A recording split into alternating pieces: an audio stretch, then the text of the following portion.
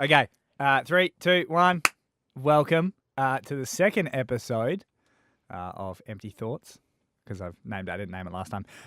With your host, Mitchell Tinley. This is me. And my guest is my co-host for my regular radio show, young Michael Ross. Hello. Welcome. I had him not because I'm lazy and didn't want to get another guest, but we're constrained to many sort of rules on radio and everything we do. So we don't often get to talk freely. And Michael Ross only gets to say about 3 words on the actual radio show. Yeah, but I don't say much in reality anyway. I will say, though, that I'm slightly disappointed I wasn't your first guest. Well, I wasn't actually going to go to you so quickly. Oh, okay, so I was further down the line as well. So I should feel privileged. No, I just mean like many people already hear me speak to you all the time. Yes, thing. that's So it's true. like, that wouldn't be super enticing. Like, oh, I'm on Mitchell and Michael. Like, I mean, that's good. But That's true. do I want more of that? You know, where now they go, I heard it with another guest. It was a great podcast. I'd like to hear Michael in long form. There is at least one person that has asked for that, and that is young Andy Munro. Really? As he said, why don't you do one with Michael? Yeah, like a long time. He likes long form chats with Michael. Yes. And mainly this is a little podcast about just getting to know people. More because you can't get many celebrities in Mount Gambier. So I wanted to just talk to to strangers and get their story. There's no one stranger than me. Yes. So Michael Ross, first of all, is co-host of the lovely Mitchell and Michael show on Hit 96.1 Limestone Coast in Mount Gambier, which goes out to the entire Limestone Coast, which I think is like 55,000 people or something. You also in a band. I was. You was in a band before I yokoed that band and broke it up. But yeah, we are defunct. you were called The Removalists. Yes. So you got some music sort of knowledge, and you're overall smart dude. But you basically, on the radio show, do all the work. Like, you do all the anchoring and the buttons and all that sort of stuff. Yeah. I am your rock. Yes. That you attach yourself to before you dive off the cliff. No, I'm more like the moss. Like the You funky. grow on. Yeah. Yeah, you've grown on. But a lot of people wanting to know, because a lot of people will listen to this podcast to kind of get to know you a little bit more. First of all, why are you in radio? We're obviously 2 completely different dudes. Why are you in radio? Well, it sort of happened back in year 12. I was looking for things to do at uni, and Murdoch were launching their first ever full radio degree. And Was it first radio degree? They weren't doing that before. yeah, you could study it as a minor, but it was the first time it was a major, was our year. And so it was just one of the things that I sort of put in for. I had other weird things like criminology and that sort of thing. Because you were in Perth. You were in high school in Perth. Yep. You were at a private school, sort of. Yes. And you thought radio was the way to go, but you were Kind of, yeah. known as a smart dude. Like, why was radio interesting? Because it was probably enticing because at the time, my friends and I had a YouTube channel that still exists and has actually been renamed to our current podcast name as well. Oh, what did you do? We were a Let's Play channel primarily, so very big video gamers. So we had a Let's Play channel that was doing most of all, it was just good fun. Is this the same channel that has that lyric video for some video game? Yeah. And it's got 25 million views? It's something crazy. I should probably look it up. But if you've ever watched on YouTube Song of the Dragonborn, the Skyrim theme song, Which we all have. It's real common with lyrics. in the nightclub scene. It often just bumps Hey, out. lots of podcast listeners like games. So look, there it is. If you put in Song of the Dragonborn, it comes up as the first video. And so what was done? How does it get 25 million? What is the Timing, it was really on the money. It came out November 16, 2011. I think that was the day the game released. Oh, so obviously people are going, what's the name of that song?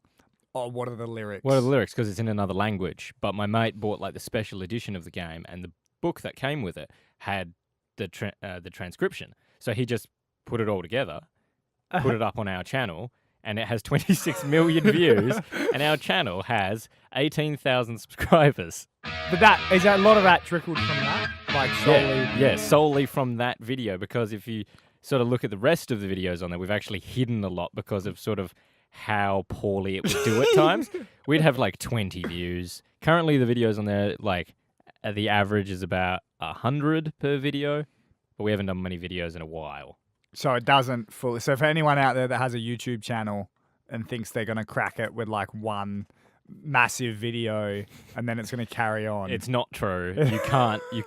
Like, it doesn't work like that. When you told me that, you were like, oh, it has 25 million. I was like, I'm sorry, what?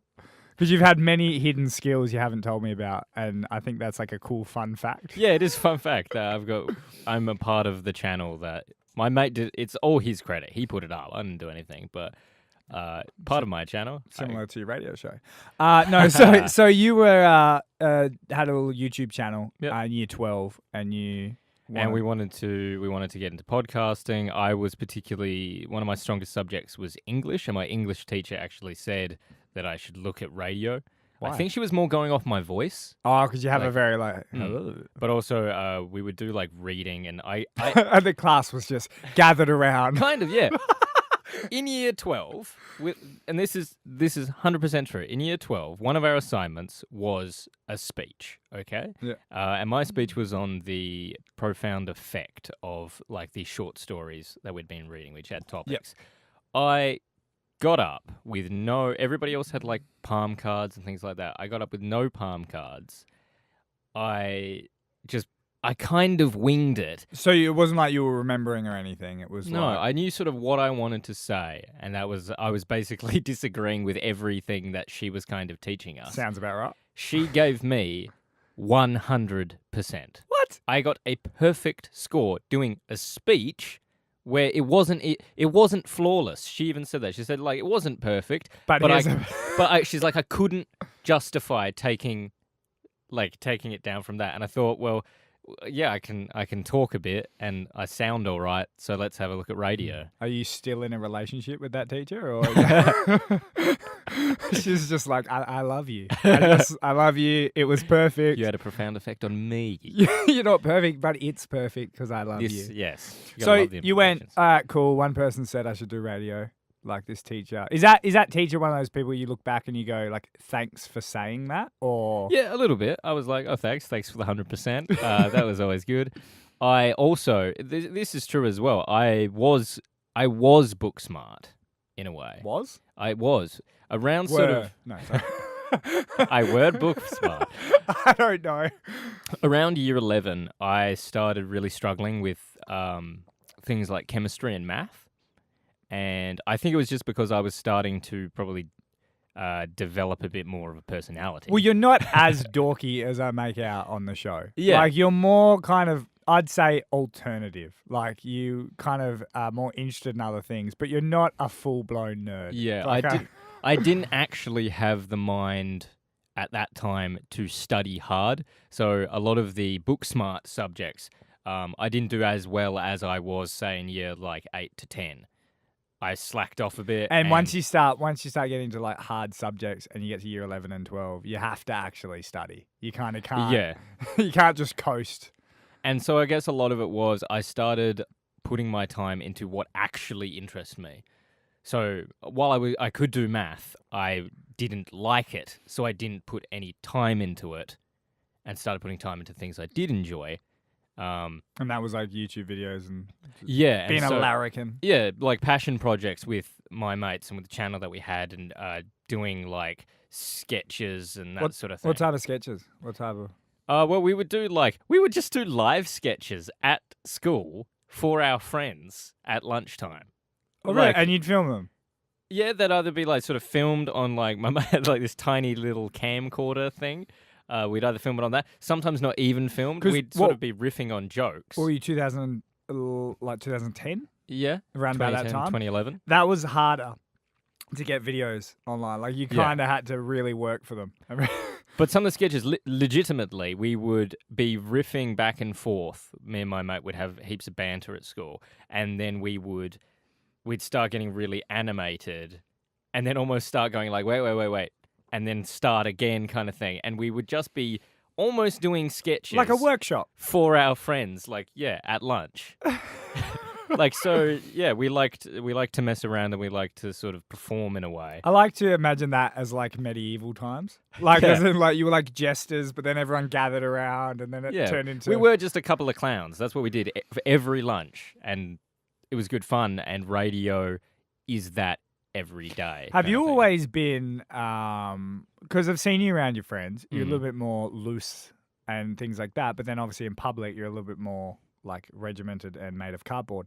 So when you are around them, do they really bring that personality out of you? Yes, definitely so.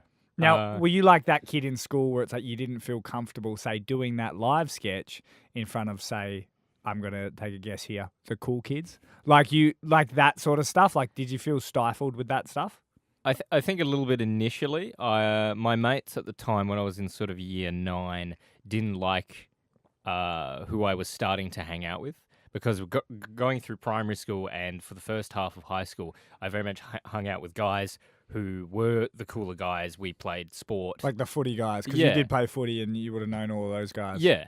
And so I did hang out with them, but I just sort of, I guess, clicked with my best mate and some of his other friends in a different way. And I was just sort of drawn to that. And that was more, your clowns, you're performing. Because that does happen in high school where you hit that point where you're like, I can either be cool and kind of not have as much fun, or I can just kind of go, look, I'm not going to be the coolest kid, but I'm going to have a bloody good time. And I always like that the most out of groups because when you're year 9, year 10, you kind of want to be cool. You want to go to all the parties or whatever it is. And then comes a point where you realize like that bit's not fun, but then you look at the guys having fun. Yeah. They look like they're having a great time, but the cool kids like, that's not cool. And you really got to make that decision of like what you want to do. Yeah, I missed out on that party, that high school party life because the mates I left, they sort of went down that track and I didn't. But I had the best fun. You were not missing anything. It's honestly all the same stuff. And then I ended up missing those parties and that later on in life when I started focusing on basketball. You don't miss much. And it's like a lot of those guys aren't friends with each other now anyway. You know, or they're the ones where you'll see on Facebook, or you probably won't because you actually have a legitimate Facebook where they're all friends. But you'll see people complain about people being fake, or you never do that. When you pick your friends rather than the cool kids, you never question your friends never like steal money from you or like, but for some reason you look at the popular kids, they're always like, oh man, don't you hate when your friends are fake? Because I guess that's what it was. It was refining down to like the closest of my friends. And I do sort of, I miss a couple of the guys who I'd been friends with for a long, long time. But that's probably a bit of a failure on my part for just not staying in touch as much. Yeah, and you also do that thing too where that's the classic one of like, the phone goes both ways. Like where it's like, don't you hate how people don't talk to you anymore after high school? It's like, have you talked to them? Yeah, I think that's what I think during school I was a bit like, oh, because I'm hanging out with my new friends, my old friends don't really like me. Whereas in hindsight it was probably like I could have probably worked both groups. Where I did that. I was very much like a chameleon, like whoever not susceptible to peer pressure or anything. Like it's not like I kind of, if that wasn't cool, I did it, or if they said, "Oh, jump off a bridge, Mitch," and I was like, "This is great. Mum is going to ask this question," and I could say, "Yeah, I did."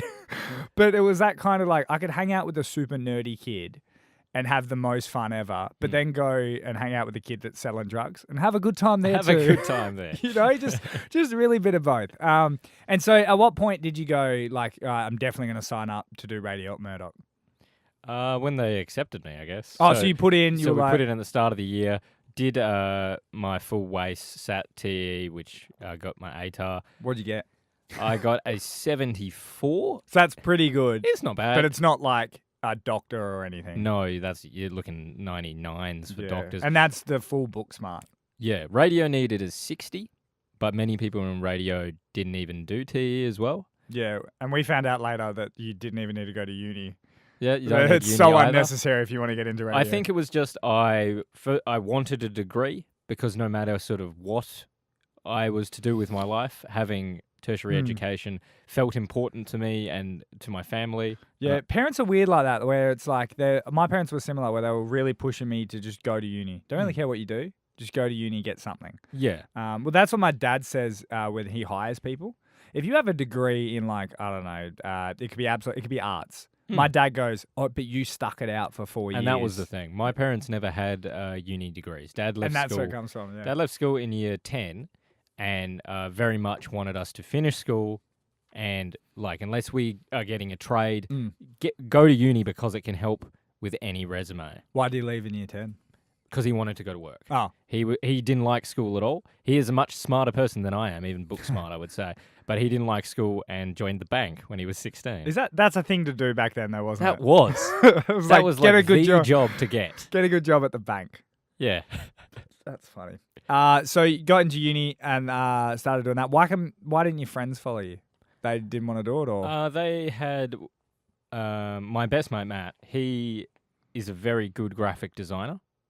And that was more of a door that he sort of had to go down. doesn't he work in a hospital? He does now. Okay. It didn't pay off for him because I guess uni's not for everyone. It doesn't He always work didn't out. finish it. No, he got sick of it. It wasn't working for him. But at the time, that was where his skills lie, and you have more job prospects as a graphic designer than doing radio. Yes, which is weird because my sister, who got a degree in graphic design, struggled immensely. And so much that she had to go back and do her dip ed, I think. It's like the teaching thing. It's like another year of teaching so she could then teach it, because those who can't do, teach, as they say. But yeah, no, she couldn't get a job there because graphic design is like really difficult as well. I think it's one of those It's very things. competitive. Yeah, I think it's one of those things where it's like, it is a job, Mm. it's there, but there's only so many. So you have Yeah. to kind of go above and beyond. And a lot of graphic design companies will manage like many other companies, so those companies aren't actually hiring anyone.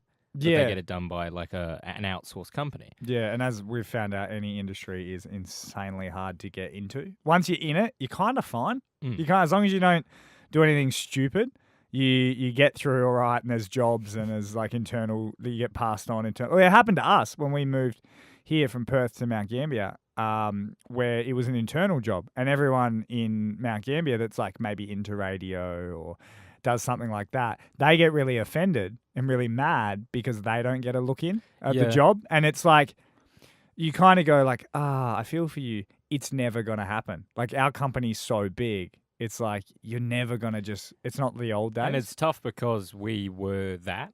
When we were at uni and we were seeing all the changes happening in the Perth radio market and people coming from other places, we could see, say, like a Lisa and Pete on 94.5. They were number one in drive. They are locals. Yeah. They are from WA. So we always believed that it worked, that where you're from is what works.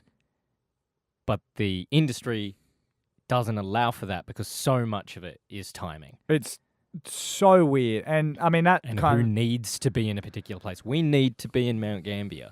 For the sake of our show, for the sake of our development, we need to be here. And then that closes a door for someone else who is here. And that's kind of how it is. It sucks, but it is that industry. And that takes you to uni. You obviously did, what classes did you have? Were they all good for radio, or were they all nonsense? No.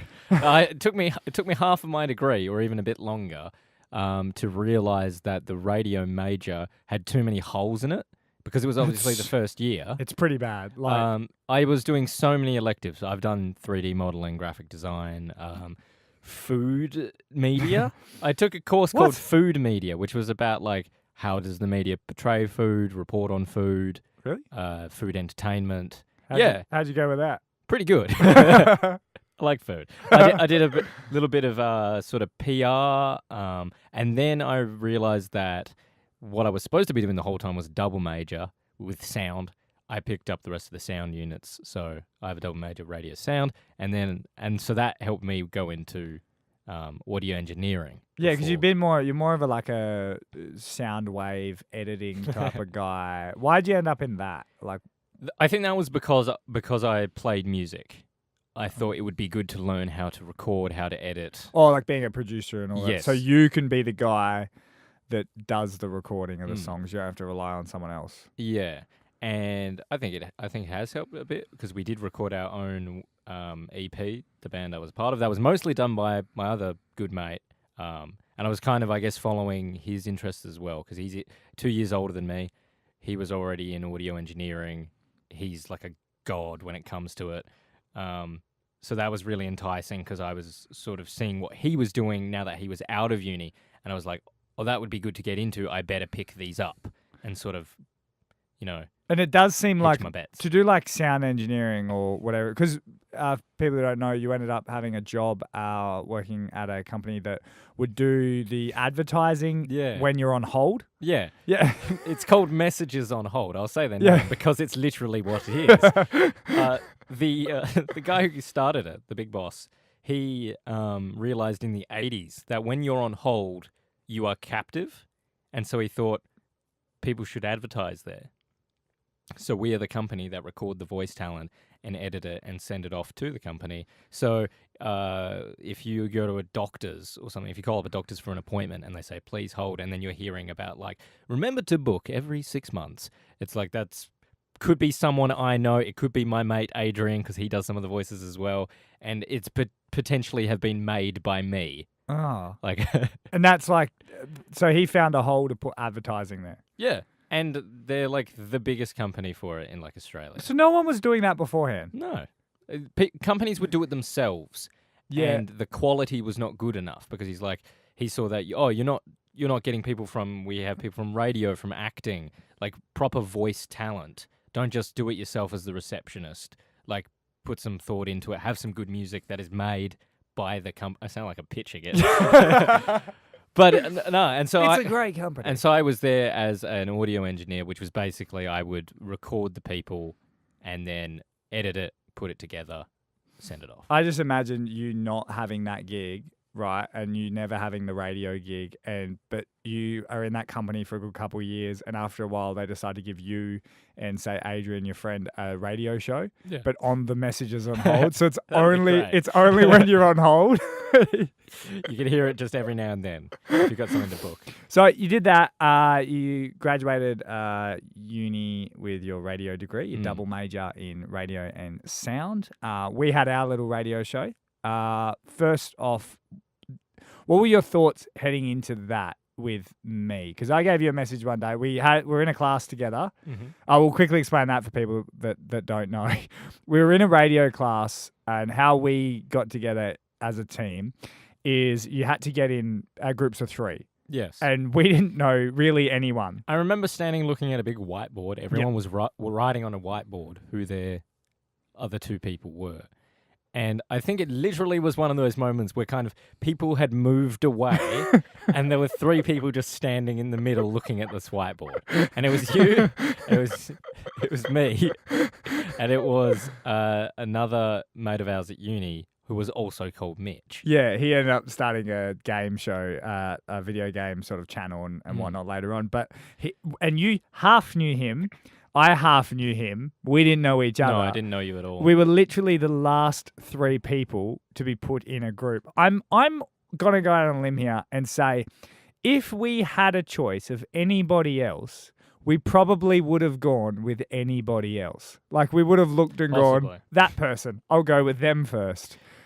And throughout, because that was for a unit. That was for a unit where we put on a show for 6 weeks. Yep.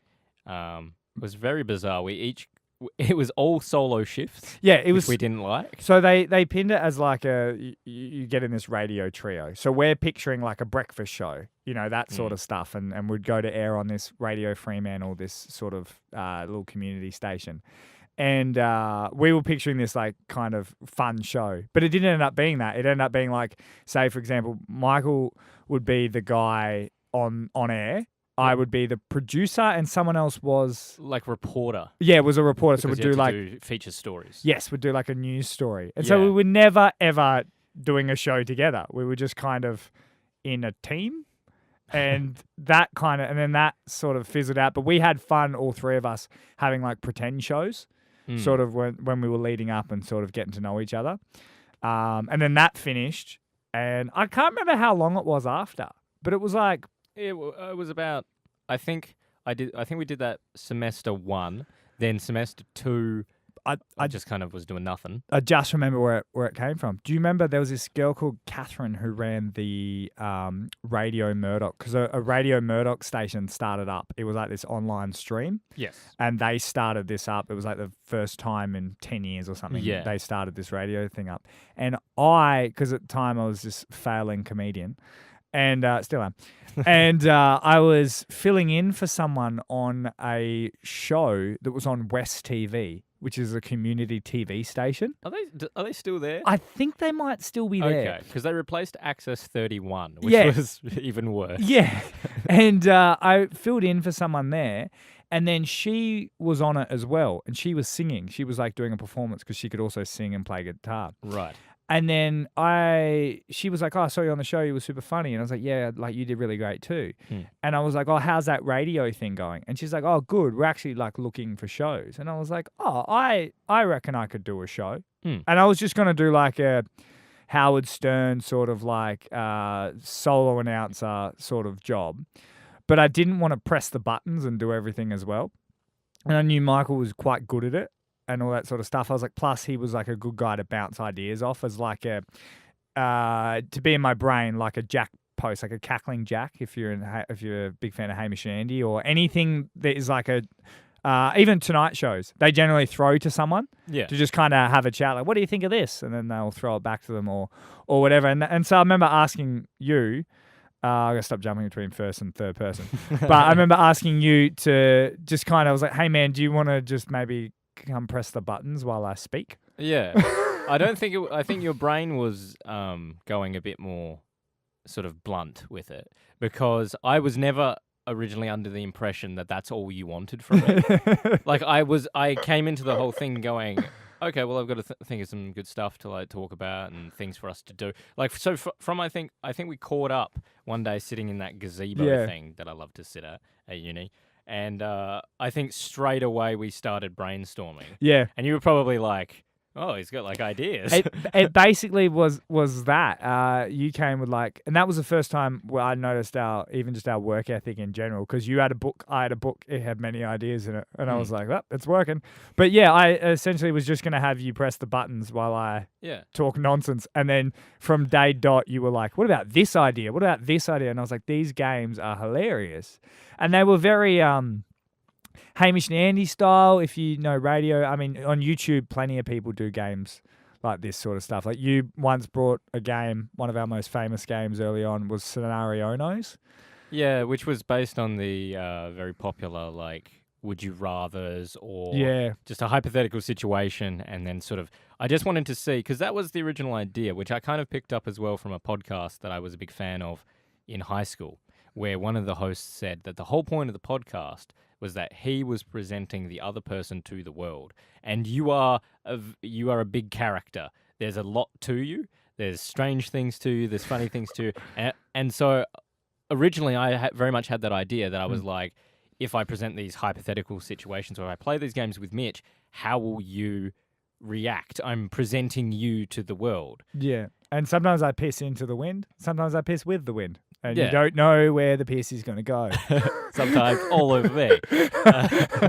Which is, I'll always say it, like, Michael is the one that throws the alley-oop. Like, I'm just the one that dunks it. Like, I don't really do anything. I'm just some, like, naturally athletic guy that puts it in the hole. But Michael does all the work. He does all the back work, sets it up for me to look good a lot of times. And you did that from day one with a lot of these games. And there was a thing... we noticed pretty early that there was some good chemistry. There's at least some good banter where we were like, this is fun to do. Because I don't know about you, but I didn't plan on doing anything with it. I don't think I went, let's have this amazing radio show, then let's sell it.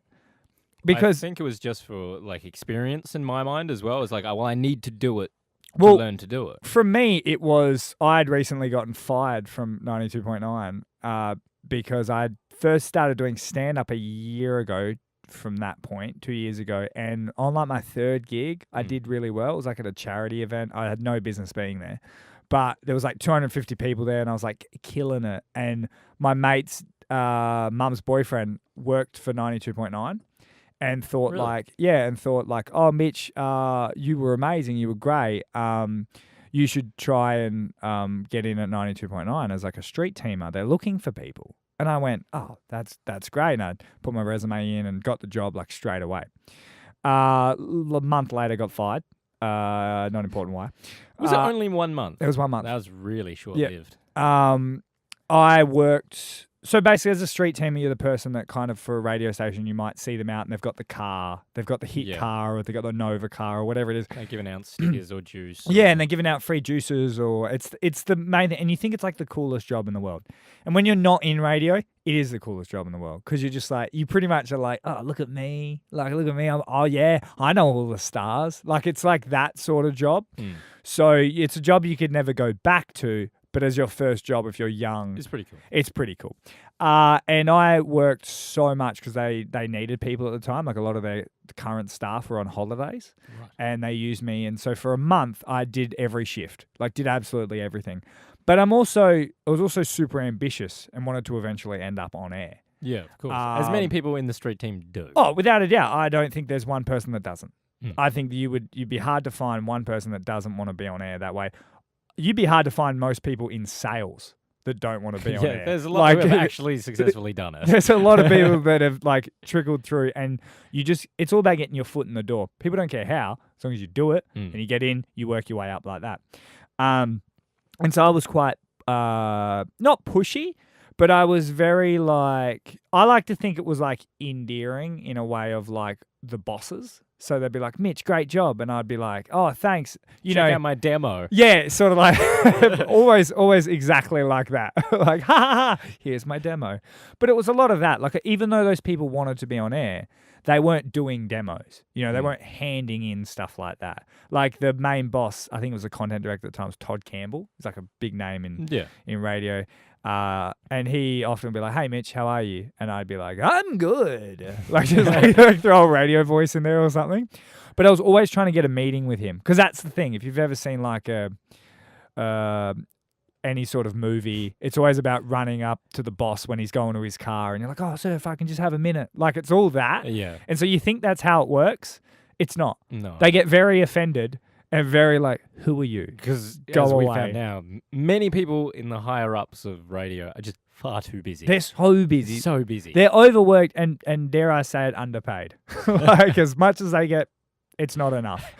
And so I was doing a lot of that. And weirdly enough, Todd Campbell, the content director of 92.9 at the time, he was actually quite impressed with what I was doing. Right. Because he's one of those guys, those real go-getter guys. Like, if you kick in the door of his good office. stuff, but leave me alone. Yeah. So he's kind of like, oh, look, I'll listen if you would leave me alone. So there's a lot of that. And that was fine. And I was actually going pretty well with that. And keep in mind, it's like 2 weeks into me working. Like, I was really ambitious. But a lot of the other street teamers didn't like it because they heard I was going to get a meeting with him and things like that, and they didn't like it because they were biding their time. Some of them were like 2 years into being a street No one team. likes a queue jumper. Yeah, pretty much. and which I totally get, but that's what I did because at that time, keep in mind I'm 20, so as annoying as and hard to work with as I am now, it was 30 times worse. Oh, yeah. Back then, I was just like, I don't care, you're crap. Listen to this, like, or whatever he was doing at the time. I would have just ripped up the piece of paper. Listen to this demo instead. A lot of that. And so we kind of had that sort of issues with the street teamers. They started complaining about me. I didn't make it any better type thing. Ended up getting fired, called on the Friday. My birthday was on the Monday. Happy birthday. My 21st birthday. And the boss was like, called me on the Friday and was like, hey, can you come in the office? We need to have a chat to you. And I was like, oh, cool. Like, they probably heard my demo. They want to give me a show, something like that. Yeah. Because otherwise I was like, wouldn't you just tell me now? Why would you wait Tell me on the phone. like a whole week? I must be getting something very good. Yes. And then so the Monday comes. It's my birthday. They're like, Mitch, no one wants to work with you. We're going to fire you. And I was like... Was that one of the reasons cited, that the team can't work with you? Pretty much. No one wants to work with you at all. There's a couple of other stories that if you ever want me to go into, I'll go into on this podcast. I don't care. But they're quite long and quite into it. But I felt trapped. I felt tricked. And there's a guy that I worked with, which I don't care how far we get in radio. I'll punch him in the face if I see him, because he cost me many. And although I joke about it, getting fired from that was shattering. Like, it broke my heart. At 2021, to have so many people go, I don't want to work with you type thing. And all I was doing was just trying my best and working hard and all that sort of stuff. It really does. It shatters you. And but it was just a lot of things people didn't want to work with me and whatnot. I would say though that, like, in a way, have you come out better for it? Oh, without a doubt. Yeah. 100%. It spurred me on because it's been 5 years. The other day it was 5 years since I got fired. And the funny thing is when I was getting fired, first I was like begging for my job. I was like, no, please, like give me a chance, whatever it is, all this sort of stuff. Then there was a point where I realized I was definitely getting fired, and I like switched, and I was like, well, let me tell you something. Like, and I went full jerk mode. I was like, I'm going to give you a call in 5 years and you tell me where the rest of those street teams are, and I'll tell you where I am and you'll regret it. And blah, blah, blah, blah, blah. So it's like, that's actually spurred me on. You know, like it was quite embarrassing because I think you've seen it in my stand-up routine. It's a joke because as I'm saying, because I'm actually like flipping off the whole office as I'm leaving because it's an open planned office. Yeah. I'm like, you get stuffed, you guys will all see. Like, it was really embarrassing. And I jumped in the elevator and was like, see you guys later. Like, you'll see me in 5 years, none of you'll be here. And then the elevator closed and I was like, okay, like super sad. And then the elevator opened back up and she's still standing there. And she's like, oh, I actually you need my key card to get down. So I've got to come with you. And it was super embarrassing. But that spurred me on for years of that get 'em back. And that's why I wanted that radio show. And then obviously when I saw it with you, when I was like, this guy's great, I was like, oh, maybe we can be like an actual show. I don't have to be a solo announcer. Maybe you don't have to be bitter anymore. Maybe it's time to move on. But which is funny because that's what spurred our little like long-time listeners of our show would know that we tried to start a war with Hamish and Andy, where we had our online stream where our radio show was going on, and it was like, I think we had like 6 listeners. 7? Like, legitimately, like you could see how many people were listening. It was like 6 or 7. I think at its lowest it hit 3 or 4. And me and you were like, highest maybe 20. Yeah, that 20 was 20 was impressive. I think we broke the record.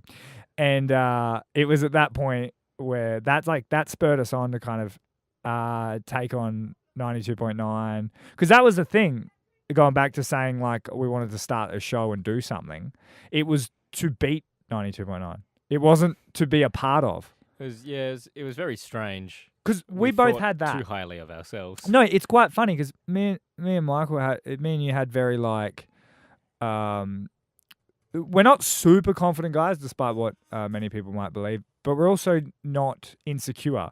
We kind of think we can take down certain people, which was quite funny, the way that we thought we would do that with our radio show. I think it's something that all young people go through, where you look to people who are older than you and you go like, oh, they're not doing well enough. Like I think I can do better. It's like you want a chance. I think that's all it was. I think you just really want a chance, and you're convinced that like if you gave me the opportunity that they are getting, like I would do better.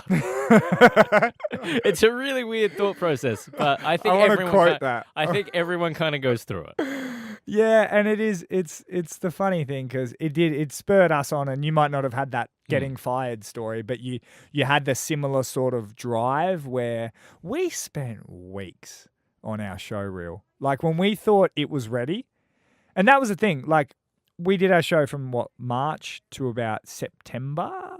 And what was the point that you went, we're ready? Like, was there a point where you went, oh, we're pretty good? Which we still don't think now, but like, was there a point where you went, we could do this? I don't actually know, because it was you who wanted to send something off. I thought we had been doing like good content for a while, and there was a small hiatus. I think from about September. I think I went off to do like more work because I had graduated by that point. Yeah, people don't know this about you. In uni, I was still working towards things because I slacked off really early on in my uni degree and then had to overwork to finish it. And as I was trying to do all this sort of stuff and towards my degree, you were already out working. Yeah, I had left. And so I think I said like, hey, I can't sort of do it at the moment. And we must have agreed that, okay, well, if we're not doing it, we'll take everything we have done and send that off. Yeah, and you edited it to this day. I'll send it to anyone that ever wants to hear it. You'll think we sound better now, 3 years. You think we'll sound better before than we do 3 years later. You edited our show reel perfectly. Like, we manipulated it like nothing else. We cut out breaks, breaths, anything that we did. Michael just sculpted it, like, unbelievably, and then we sent it off to everybody. Absolutely everyone. Literally anyone that is ever. If there's anyone that hears this that's high up in the radio world, check your emails from Mitchell Tinley, and there's a cover letter that Michael wrote, by the way. Remember, we spent hours on that, getting it to sound perfect. I still regret every time I don't get to read your emails. Yeah, it's fair. It is a fair point. I did write that one. Michael used to write all our emails because I'm not very good at stuff like that. I've recently said spare of the moment instead of spur of the moment. Sayings like that, I'll often stuff up. The biggest one that you would ever say, if someone said to you, Michael, why don't you let Mitchell say sayings? Chicken feet. Please tell people. So we had a conference call with the head of regional, Mickey Ma. He's head of SCA regional. Huge player in the radio industry. We love him. He's great. I think we're always trying to do our best to impress him. He's one of the guys that can make or break your career. Yes, and it was very serious conversation. It was about podcasts. Yes, it was about how the podcast was going, and he was talking grand scheme of things. He was talking down the line because we're very early in our career, and he said that our numbers at the moment were chicken feed. Now, Mitch misheard that, and for the rest of the conversation just kept saying chicken feed, and myself and our general manager here in Mount Gambier are just kind of looking at each other, looking at Mitch as he's going, they may be chicken feet, but they're our chicken feet. He was saying our numbers are small. And Mickey, being a great guy, didn't correct you or anything. I think he even tried maybe one more time of feed, and you're just like, nah, I'm not having it. Like, my excuse to that was that I knew it was chicken feed was the common thing, but I thought he said chicken feet. But because he is our boss, because we're always trying to do well by him, I didn't want to then have him go, oh, did I say it wrong? I'm very embarrassed. Oh, you're all fired. Like, you're trying to make him comfortable. Yeah, but we're all chicken feed here. Yeah. But by doing that, he just thinks I'm an idiot. And also, in my defense, I've said chicken feet are small. So that's how all your things work. Every time you get it wrong, Mitch often gets sayings wrong, and it's always logical to you how you've come to the new saying. Well, you have to admit, a lot of spare of the moment. You're going, I have a spare moment. I will send this email, but it's spur of the moment. So logically, to you, that makes sense. Yeah, I mean, I think I can explain any mistake I've ever made with going, this is why I've done it. Because a lot of that is that in any job. It's not like or in any relationship. It's not like what you've done. Mm-hmm. But if you can explain why you've done it, you generally get them on their side. Yes. Or genuinely. Generally. Both? Both will work too. Well, that sort of takes us into kind of how we got into 92 because we sent that off. Mm-hmm. It's the biggest station in Perth. We sent that stuff off to some big bosses, and our God, and the reason why we have a job whatsoever, the great Mike Fitzpatrick, weirdly got our email sent back. Shouldn't have, because he's the head of content. There's I think if it goes like this, if anyone knows radio or wants to know, Hit Networks are one of the biggest stations. It's got 75 stations across Australia. Hamish Shandy, Hughes and Kay, all that sort of stuff. Yes. Superstars. The guy that decides everything on air, the head honcho of it all, Guy Dobson, he's head of everything. He then has two people under him, Gemma Fordham and Mike Fitzpatrick, who do the Hit Network. Gemma does Hit. Mike Fitzpatrick does Triple M. Yep. That's basically kind of, so if you're in Perth, 92.9 and then 94.5, they cover all the sort of, I think we're 18 to 35 female. Triple M is more 18 to 54 male. So they want to cover everything in Southern Cross stereo. Yeah. And we sent it to Mike Fitzpatrick, and for some reason he wrote back and he said, where do you want to work? Like we had, I think we initially said 94.5. yeah, Uh, because because Mitch had been fired from 92.9 Yeah. and he was not aware of that. And I was trying to almost sneak it by him in a way, like, and you had to tell him in the end. yeah, And then he basically made the decision. He said, "No, you're like, you will work again at 92, Mitch, because we were too young apparently for 94.5. yeah, because we're at the time, I think I was 22, 23. You would have been 20 then. Yeah. Like we were super young, and they chucked us in there. What was your thought? That's also what I wanted to know. What was your thought going into 92, which is that super cool, hip station, you know, it's all Justin Bieber, Ed Sheeran, party, party, party, and that's not exactly your life. You hate that music. I think I can say it. Yeah. You hate that music, and it's not really your style of life. What was your thoughts going into that? Well, because of the music thing and I guess a lot of the content that wasn't speaking to me, and it was probably part of the drive in uni as well, that the biggest stations for people my age didn't appeal to me. Mm. And I was thinking, well, surely we can offer something that guys like Dorky Little Michael will also enjoy as well. I thought we could be a better everyone. We have always thought that. Like, I am very generic, very like, oh, it's a guy at a pub and a guy at a nightclub. Look, it's Mitch. Like, that's your initial sort of thought of me. And then Michael, it's like, look at that dorky guy. And we always thought if I found it funny and you found it funny, there's a good chance it's funny. And so going into 92, I was a bit worried that it suited you, but it didn't suit me. But that was when I still thought that radio was about music. And unless you are a solo presenter, it's not about music. And even then. and even then, like Ash London, very much about music. But your, I don't know, who's a good example of National Work Day?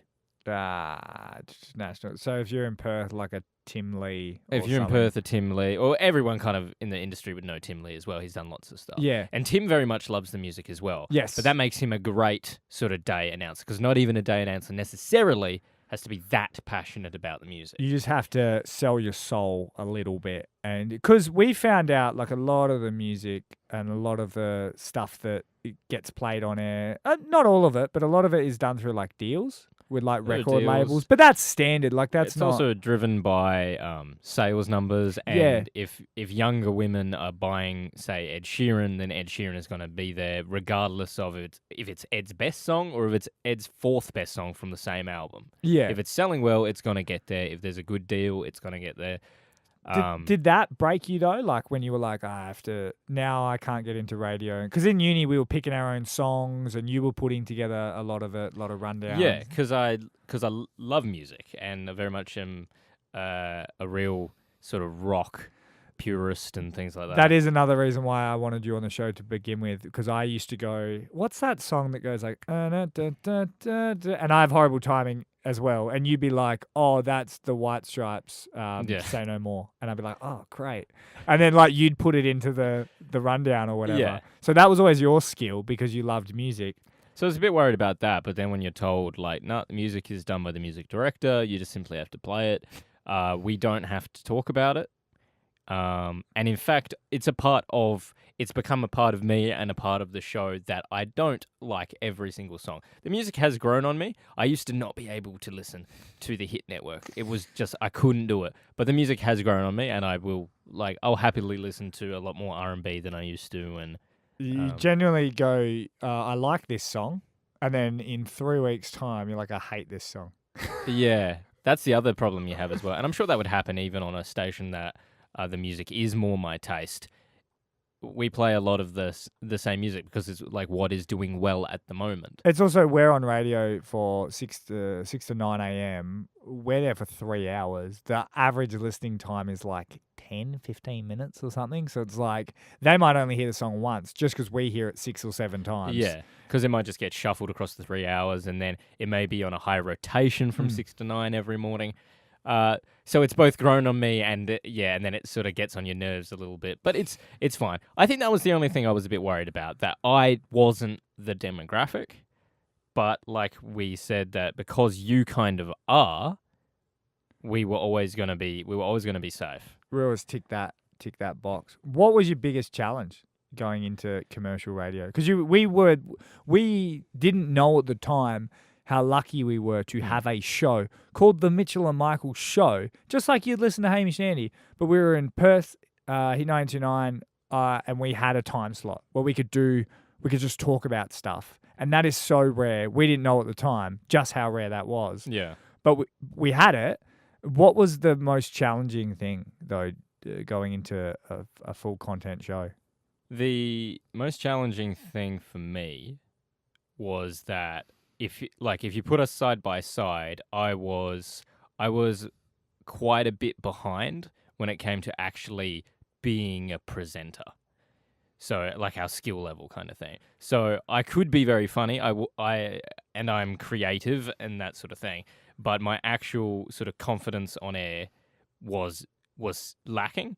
And if you go and listen to our show from the beginning of 92 to now, my growth has been like exponential. Oh, it's absolutely insane. Whenever we send back old talking breaks or whatever we've done on the show, it's someone is always like, "Oh, geez, Michael, you're amazing." Like I've not grown much. Like I've probably cut down some words and things like that, but I always started just very similar to this. However, I tell a story is how I tell a story, and I think I got away with a lot as well because of you, because they spent so much time, because they saw something in you. They easily did. Otherwise, they would have gone, "Hey, Mitch, ditch the dweeb." And like, I think it legitimately is that I think people know me off air. That and when I'm with friends and things like that, and I am more open and higher energy, I think people saw that like, hey, he's great to talk to. Yeah, he's a funny guy. Why isn't it translating? And they put so much effort into you, and I like it. It takes a lot of thick skin to kind of. You copped a lot. There were air checks. For anyone that doesn't know, an air check is basically the worst thing in radio. It's where you talk on radio, you whatever your joke or your story is, and then the next day you listen to it with your boss in a room, and they go, "Mitch, why did you say like broccoli? You should have said cauliflower. It would have been much funnier." Like it's a little bit like that, and it's torture. But I guess it makes you better. and it has, and I'm still getting better. There's lots that I still have to work on, but I've at least addressed the first issue of that. Like, I am now completely confident. Oh, without a doubt. When the mics are on. And on those air checks, you got hammered, just constantly hammered. Like, I very rarely got touched, not because I was good. I think just because they went, let's fix this Michael thing. There's something there. Let's make sure that's up to par. It probably also didn't help that I was the anchor, and I still am the anchor. So if I can't carry things when the ball's been dropped, or I can't set up a break properly for you to play in, so it's easier for you to be looser because you're playing in the break, kind of thing. But if I have no control and I don't have any presence, then I'm not doing anything. I'm just simply a passenger. Yeah, it's very weird too, because I'm a natural. People don't really know this off air, but like I'm a natural sort of controlling person, and I'm an anchor off air. Like I like to kind of know Mitch where drives the car. Mitch drives conversation. Yeah, pretty much. A lot of that. You like to drive. Yeah, I enjoy the drive. Where Michael's had to do it on air, it's just standard. I mean, I could have been the anchor, but it's not in my personality to stop things and control things. I want to see how far we can go, and your job is always to pull me back. And like we were saying, you were not great at it at the start, to the point now where you are way more valuable than me on this show. I'm just a comedian now. I'm just a funny guy. Like, if you don't think I'm funny, I'll lose my job. Where it's like, Michael now has legitimate skill. Like, you have legitimate, like, you do what we didn't have to do in Perth, which we had a show in Perth, and then the whole goal for them was to get us a regional gig. They send us here, we build our way up, we go to different markets, we keep doing well. That's kind of, and then you get to Melbourne, then you're Hamish and Andy, that sort of stuff. That's how it works. And then you retire. In a nutshell. And when we moved from Perth to Mount Gambier, Michael just kind of you went from just kind of being an anchor and talking and going, Mitchell and Michael, when we were done. And I went from telling jokes to still telling jokes, and that was it. But you went to, you have to read credits. You have to make sure everything runs on time. You have to make sure the songs are right. You have to make sure the distribution from the hubs in the national are sent through. Like, your job went up 5,000%. Yeah. Mine almost decreased. Oh, I wouldn't say that. I would not say that. You're giving yourself a disservice there because now that we're here, we are responsible for more of a station, and I feel like that's what they almost want to teach you. They want teams to go to regional because it's almost like them saying, we want you to understand that when you are having fun on air in a city market, there's a lot of work that is going on behind the scenes, and at regional, it's done by you. So I'm making sure that we stay on air, even right now. Are we? And you have to make sure that our social media page is on brand, is up to date. You have to liaise with our digital contacts. Like, we end up doing the job of like two different departments. Yeah, we split stuff down the middle. Yeah, so you edit our videos. We love doing video content. Which like Mitch puts the videos together. Oh, many sleepless nights. I just help write them. That's kind of, and then sometimes be in them and act poorly. But it is funny because that's a lot of the things that people don't get, and we've had a lot of people hit us up for like advice. And although it sucks to tell people that the Perth gig, there was no development show before us, and then there's been no development show after us. Unless you're a celebrity. Unless you're like a Xavier Ellis, Damien Martin from the Perth Wildcats, Sherry Lee Biggs, who does the weather on Channel 9. Very hard job, not taking away from her. But all that sort of stuff. Unless you're that caliber, you're not getting the job we had. And it's kind of unfortunate, and it makes me sad that there's no development spot. But it's also good that it sounds like it might be changing. Yes. Because it's from what we know that's happening, what's moving within SCA when it comes to careers, they're launching new initiatives that didn't exist when we started. We didn't know the way in. And people talk about being fortunate about being in, say, entertainment and that sort of thing. I never really sort of got it. But when it, for a long time, came down to you need an opportunity and you need a chance, we were fortunate. Yeah. There was no spot there. Someone happened to like what we did and someone gave us some time. It comes down to one guy.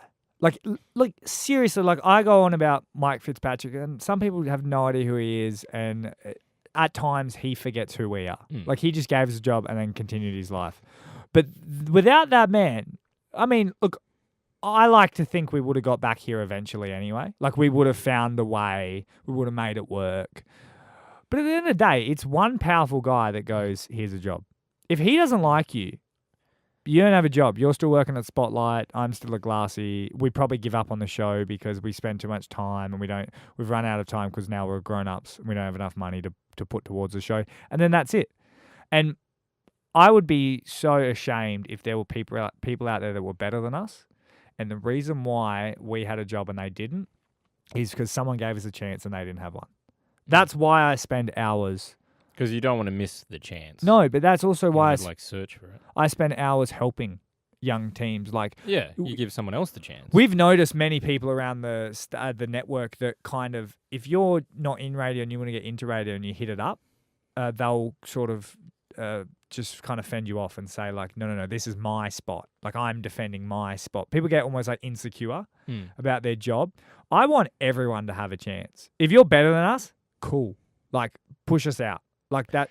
We also know, having now done it for 3 years, that it's not super quick. Yeah. So why wouldn't you help someone? Because all they'll do is they'll keep following you. Yeah, it's very hard to jump. Unless you are in The Bachelor, you're not going to get a breakfast gig, or if you played for the West Coast Eagles, like, you're not just going to fast track your way to a breakfast show. Yeah, particularly if you are just a radio person, and there's time. Yeah, and that's not a knock on like a Xavier Ellis or anything that's in Perth.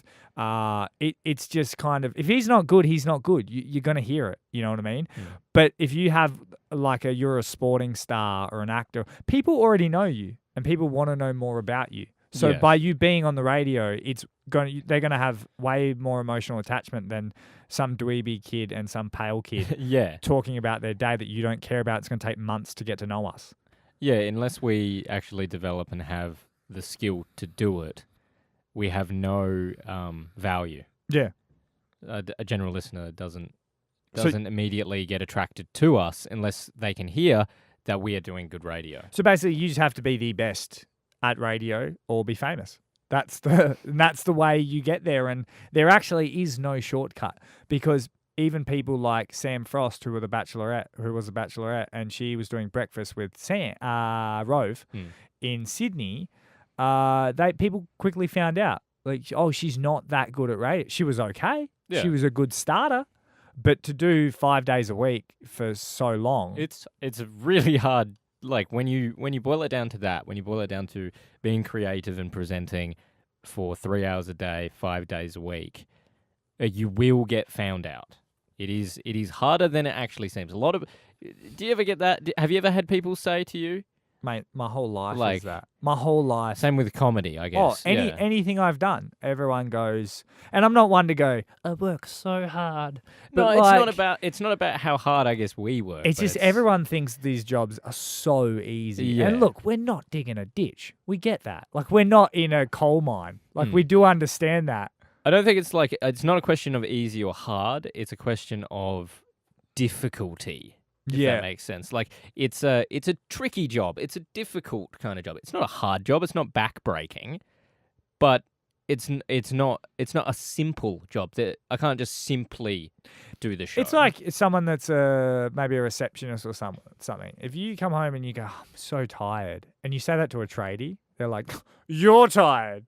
You're tired. And it's like anything you do for a long period of time it can be really fatiguing on the brain and whatnot. And the fact that if you're not on the couch and can do whatever you want, it's going to be tiring no matter what you do. And I think so. Like, so my mum has worked as a secretary, and her job has always been harder.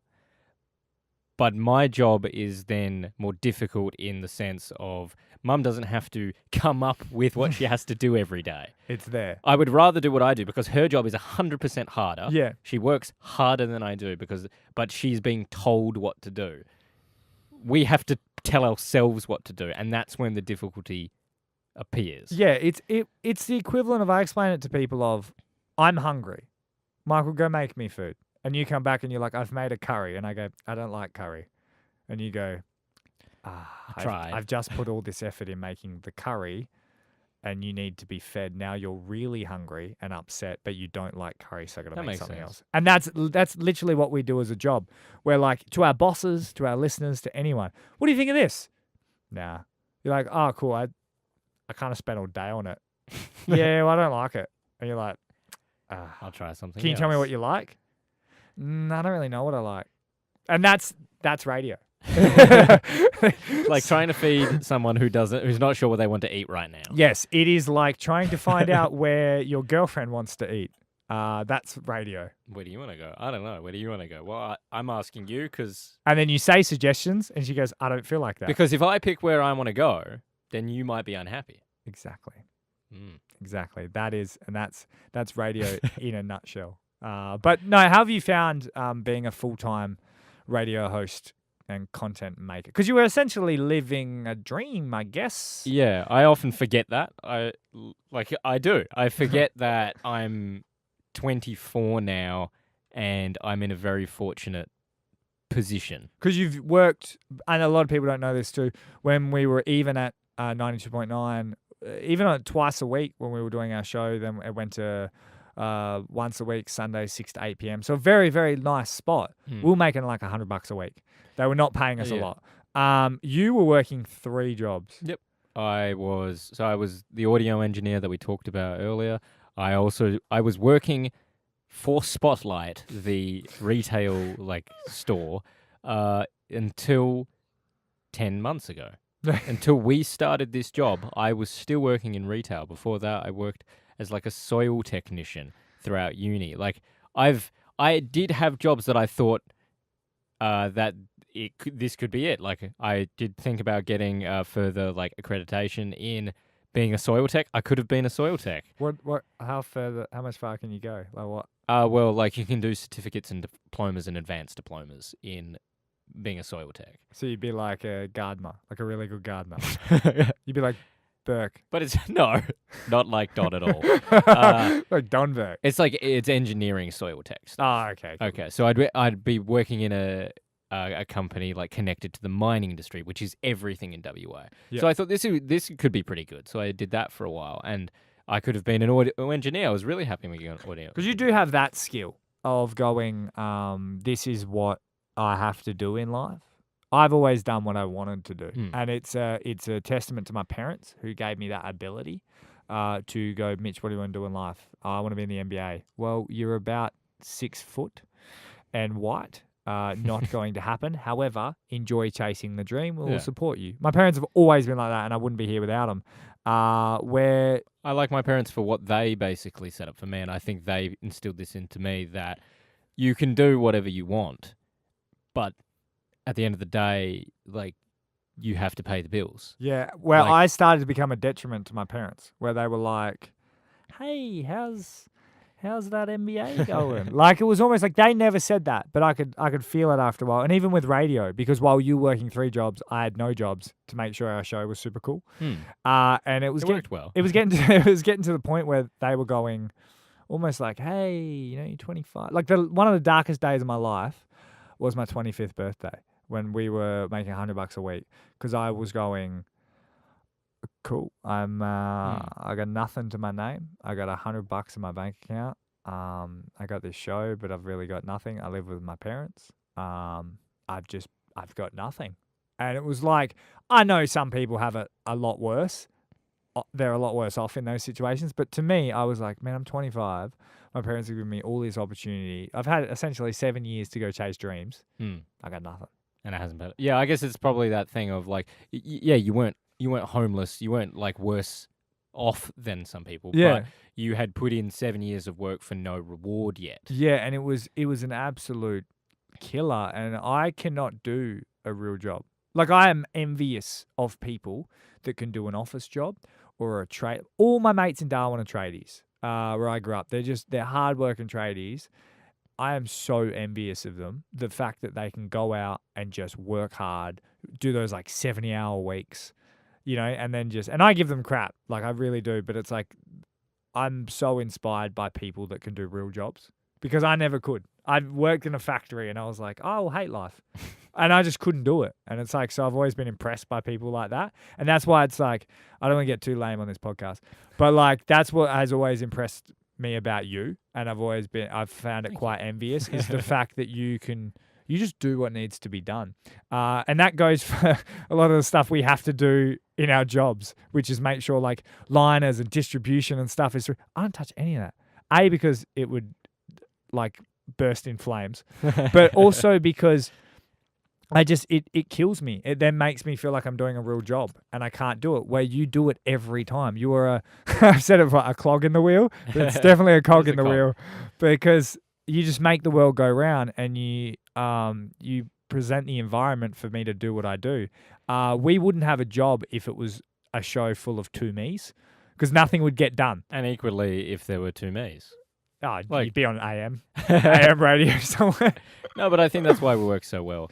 That we cover both bases, like 100%. If one of us can't do something, the other one can. Yeah, and it's super impressive. And you did it with 3 jobs, and you could have, if radio didn't work, I feel like you would have been fine.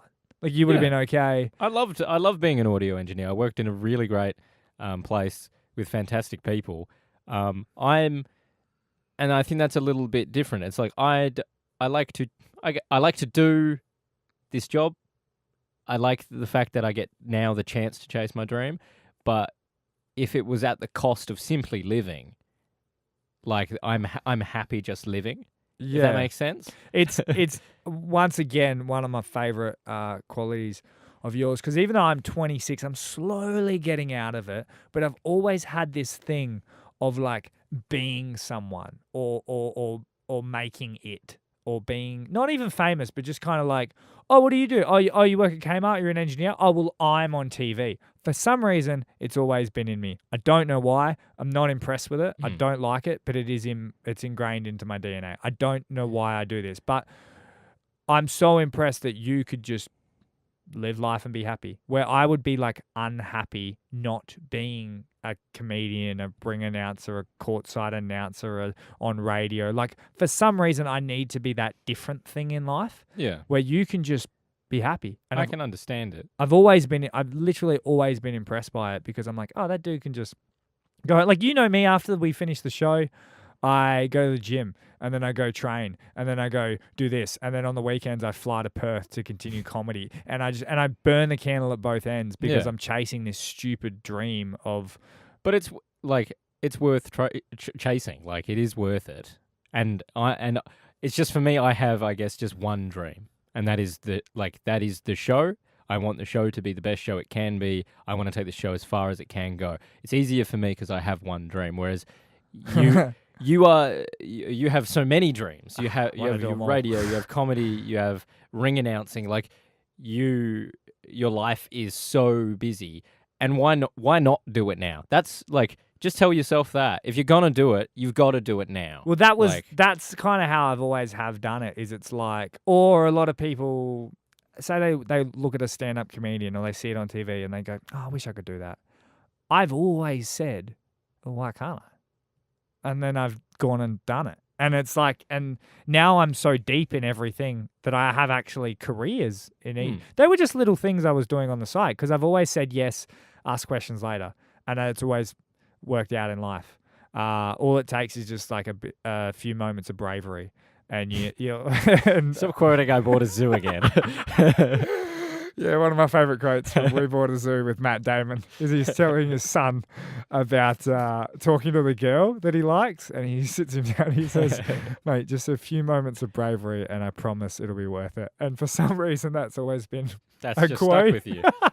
Everyone's like, oh, that, these great, like, any given Sunday, like, quotes, and I'm just like, we bought a zoo. Well, one of my favourite quotes, and I think that it probably makes sense for me, is I'm pretty sure it was it's either Bob Dylan or Neil Young said, success is waking up in the morning, going to bed at night, and doing whatever you wanted in between.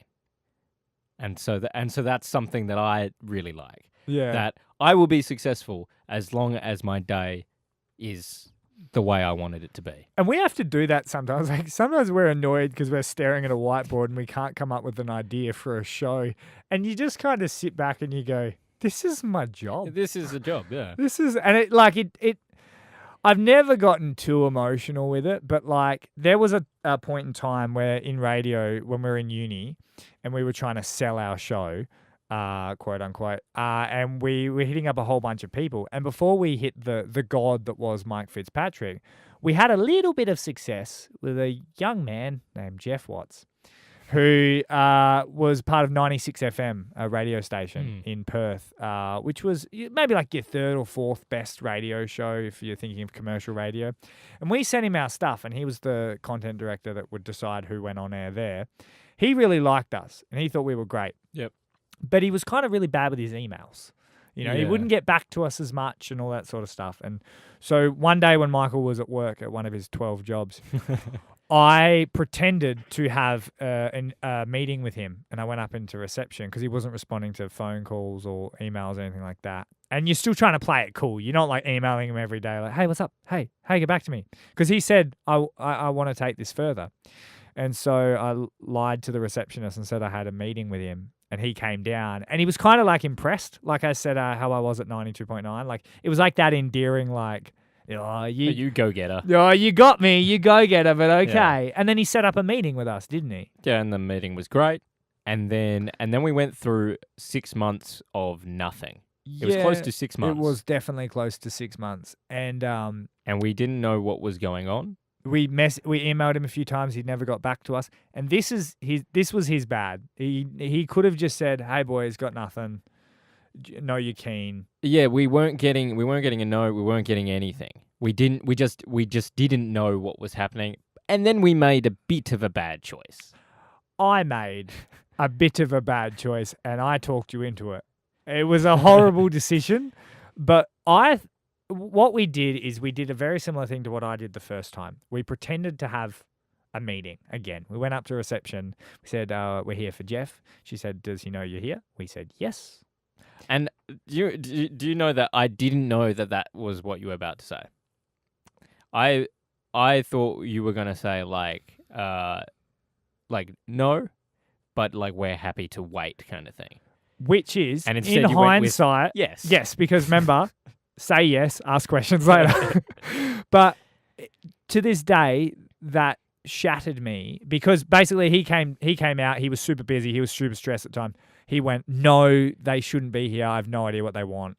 Send them away. Like, he looked at us very briefly. Do you remember that? Yeah. I still remember the scene of he's in the hallway talking to the secretary, and he was running between studios because I think he was on air. And he looked at us for like 1 second, and it was like it's like he had lasers or just like daggers coming from his eyes, just straight through us. And it was heartbreaking too because he screamed at us, essentially screamed at the receptionist. Then we obviously left, and then he sent a scathing email, which was just like, that was the most irresponsible, most unprofessional thing you've ever done in your life, yada, yada, yada. And going back to what you said, how you said you didn't know I was going to say yes to if he was expecting us. That kept me up at night immensely because I was like, because when you're in a duo, a lot of the decisions you make are good for you and the person. But when you make a bad decision, it's bad for you and the other person. So you feel so much worse because I was like, oh man, I feel like I've cost not just myself, but Michael a good job. And I thought we're never going to work in Perth radio because at the time I'd been fired from 92, never spoken to them again type thing. Yeah. 94.5 is owned by the same company, so I wasn't going to work there. Nova didn't get back to us, and the only other top commercial station was 96 FM, and I just shanked it for us both. So we had one station left that wasn't even getting back to us. And I remember us walking, and it was like a cartoon. It was like as if we were walking in a movie and we had like both like our heads down. It was almost like it was raining. It was like that real, like the saddest moment ever. And we stopped. I don't know why. I think we just walked. We were full of energy. We went to buy flowers. Sorry, we did. We felt so bad because of the situation that the secretary got put in. We felt. Well, I might have just said like, "Hey, should we go do this?" Yeah. And the nearest florist was actually like ages away in the city, so we just walked there. And it's funny because you imagine it to be raining and us heads down, but it was heads down, but it was really hot. It was really hot. It was the middle of summer, and we had dressed up nicely. To go to this interview, so wearing like long sleeve shirts and pants, and so I'm sweating horribly as we're walking really sad and confused to this florist, and then I think you're getting to one of your favorite parts of this story, which is when we're about to cross the road. Oh, this is without a doubt my favorite part of the story. I don't even know if it had this much of an effect on you as it did on me, but I remember saying to you, like, we were just at our ends. We'd sent like hundreds of emails. He was the only one that ever got back to us. He was the only one that could help us. This was over months, 6 months on, nothing. And I remember saying to you, like, is this worth doing? Like, do you really think we're any good at this?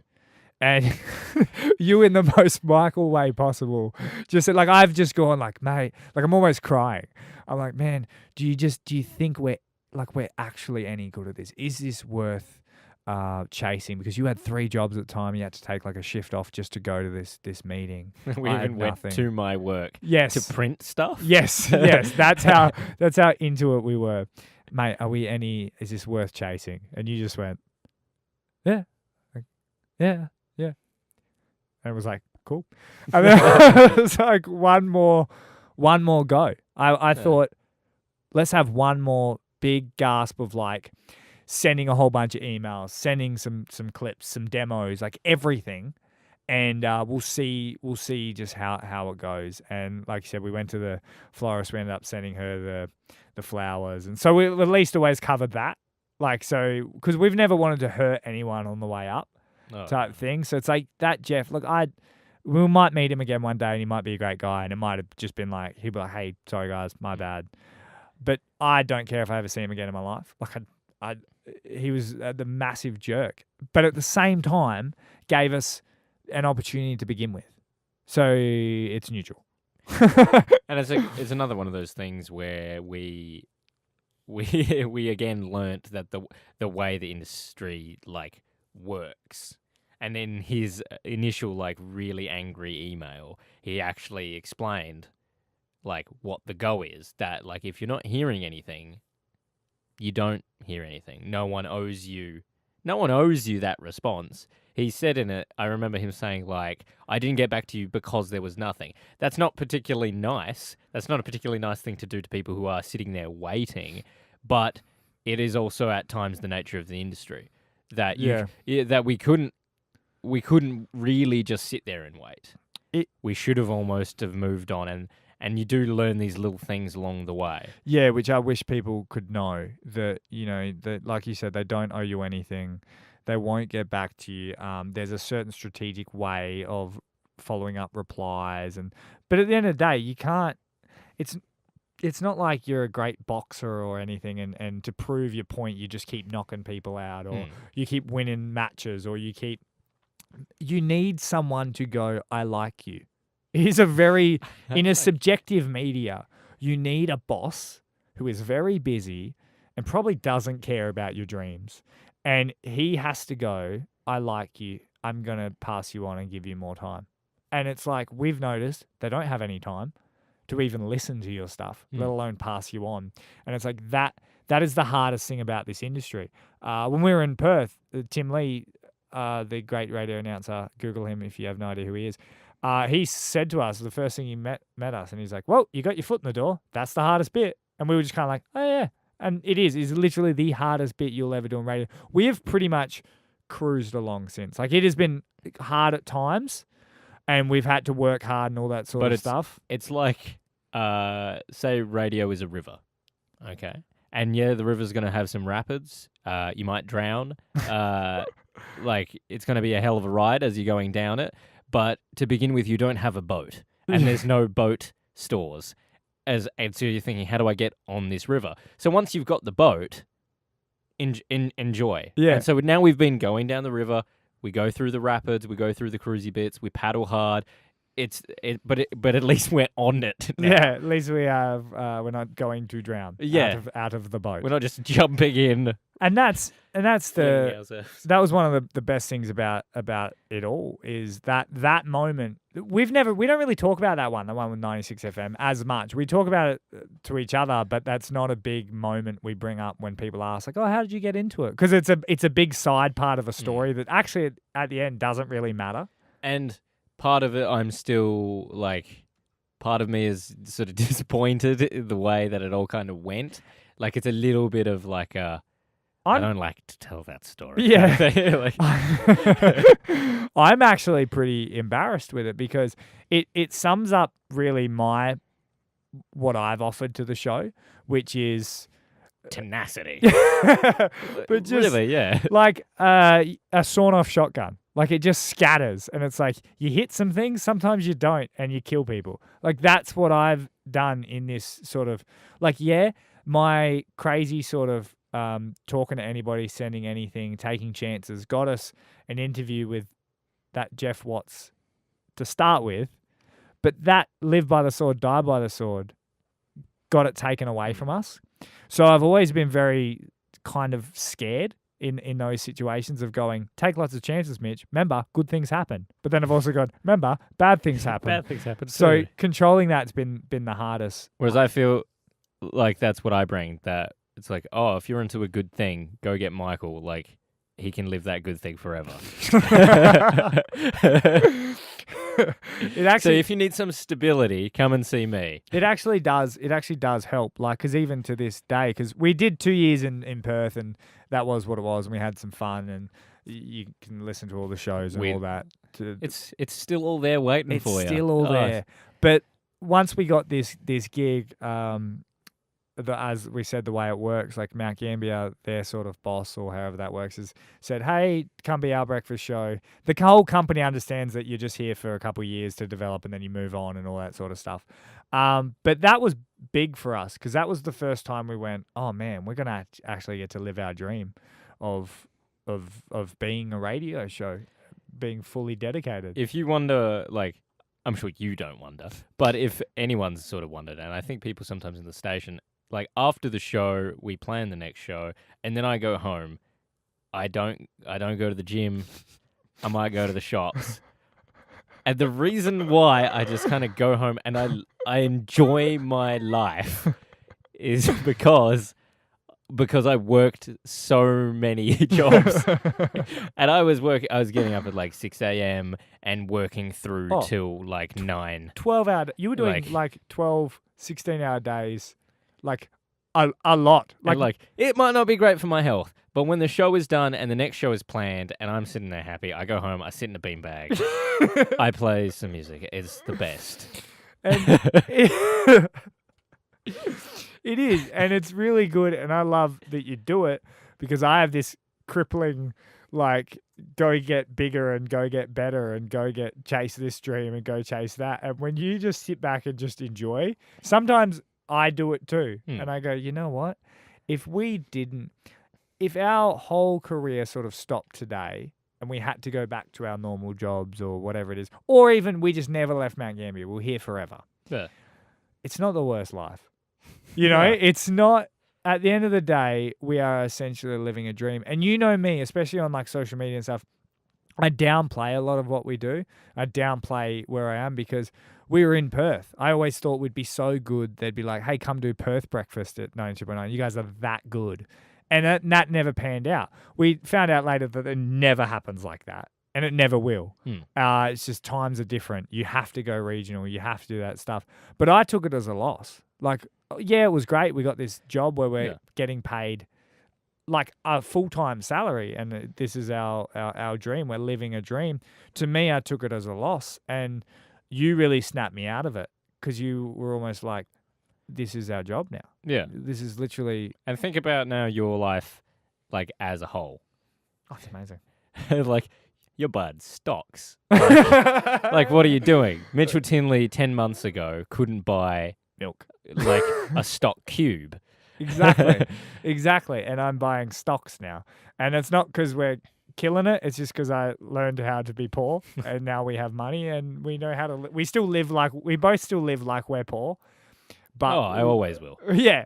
But it's going to change again as well because soon we're going to be like, you know, we're going to be in a new space. So it's like we finally got this job. We finally got a 5-day-a-week radio gig. We have to back it up every single day.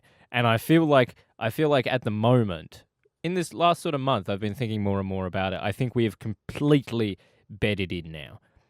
I think that it is 100% our job and we can do it well. And I think we're about to like kick into something different again. Yeah. Like, I don't know about you, but I feel like very soon, we probably just need to talk about this, but I feel like very soon we're gonna like go into a new gear. And I think that's radio as a whole as well. I think we've seen the biggest teams do that as well. You do something fun. You do something so challenging. Yeah, when you've reached a new challenge and you've pulled it off day after day, then there's a new challenge. But I hate to toot our own horn, but I think that's us. That's what we do. Is we go, oh, we've done that challenge. What's next? And we might be very different people. But at the end of the day, deep down, we are both like, it sounds so weird because we're both so dweeby, but like we're both conquerors. Like once we get something, we then live it. We then go, okay, what's next? Let's, and that's why we've done well as a show. Because there are a lot of regional shows that are just kind of happy. They're just living. My thing is I want to get back to Perth. I want to get back, or I want to get to Melbourne, or as we've said, save Sydney. Because they've had bad ratings in our company, and we wanted to be the ones to save it. Very ambitious, but we've always wanted to do that because it's the next thing. Where I think some other shows are pretty comfortable just living the dream, like being in Mount Gambier and just that's it. It's probably because we're quite critical of ourselves at times. And so we give ourselves a new challenge because I think we do have a sense of that's no longer good enough. If I can shoot from the free throw line, Yep. I then need to be able to shoot from the 3-pointer. Good analogy. I like it. And then if you can do that every single shot, do you start learning from half court? Yeah, and that's actually the you understand basketball, so that's why I don't understand basketball. That probably was you're probably thinking no one does that, Michael. No one. I just to clarify, no one works on their half court shot. But I feel like sometimes we do. I feel like sometimes we go let's try the thing that no one is kind of. It is. No one ever makes that work. We're not afraid to airball. I mean, going back to basketball constantly. analogies, we will throw up a shot because you miss 100% of the shots you don't take, all that sort of stuff. Because one of my favorite things to say to our boss, who's quite conservative, because he's worried about ratings and all that sort of stuff. He often goes just do the thing that works, which is in basketball a layup, a very close shot. And we've always gone, but we like a half court shot. And he always goes, but what if it doesn't go in? What are the chances of it going in? And we always go, but what if it does? What if it does go in? And he goes, yes, the crowd will go crazy, but you might miss a lot. And I was like, but when it goes in, how amazing will it be? And he's like, you can see it from his side where he's like, yes, but that might be 100 days before that happens. But we go, but how good will that day be? It's kind of like job fitness. Yeah. It's like we're climbing each hill. Yeah. And once you can climb one of the smaller hills, it's still hard to climb that hill, but our fitness is now there that we climb those hills every day, and we want to look to another hill. Well, that is that thing then. What is the next challenge? For you, for me, for us, what is it? I feel like if we want to really get where we want to be, where everyone in radio, except for a few who I've talked to, which is metropolitan. Few people love regional so much they always want to be in regional. But we want to get back to the cities, like you said. We're from Perth, so Perth is a dream of ours. Sydney, if you could be the team that puts Sydney back on the map, then that's an amazing thing. And the national drive to be in just the same time slot as Hamish and Andy is enough recognition. Yeah.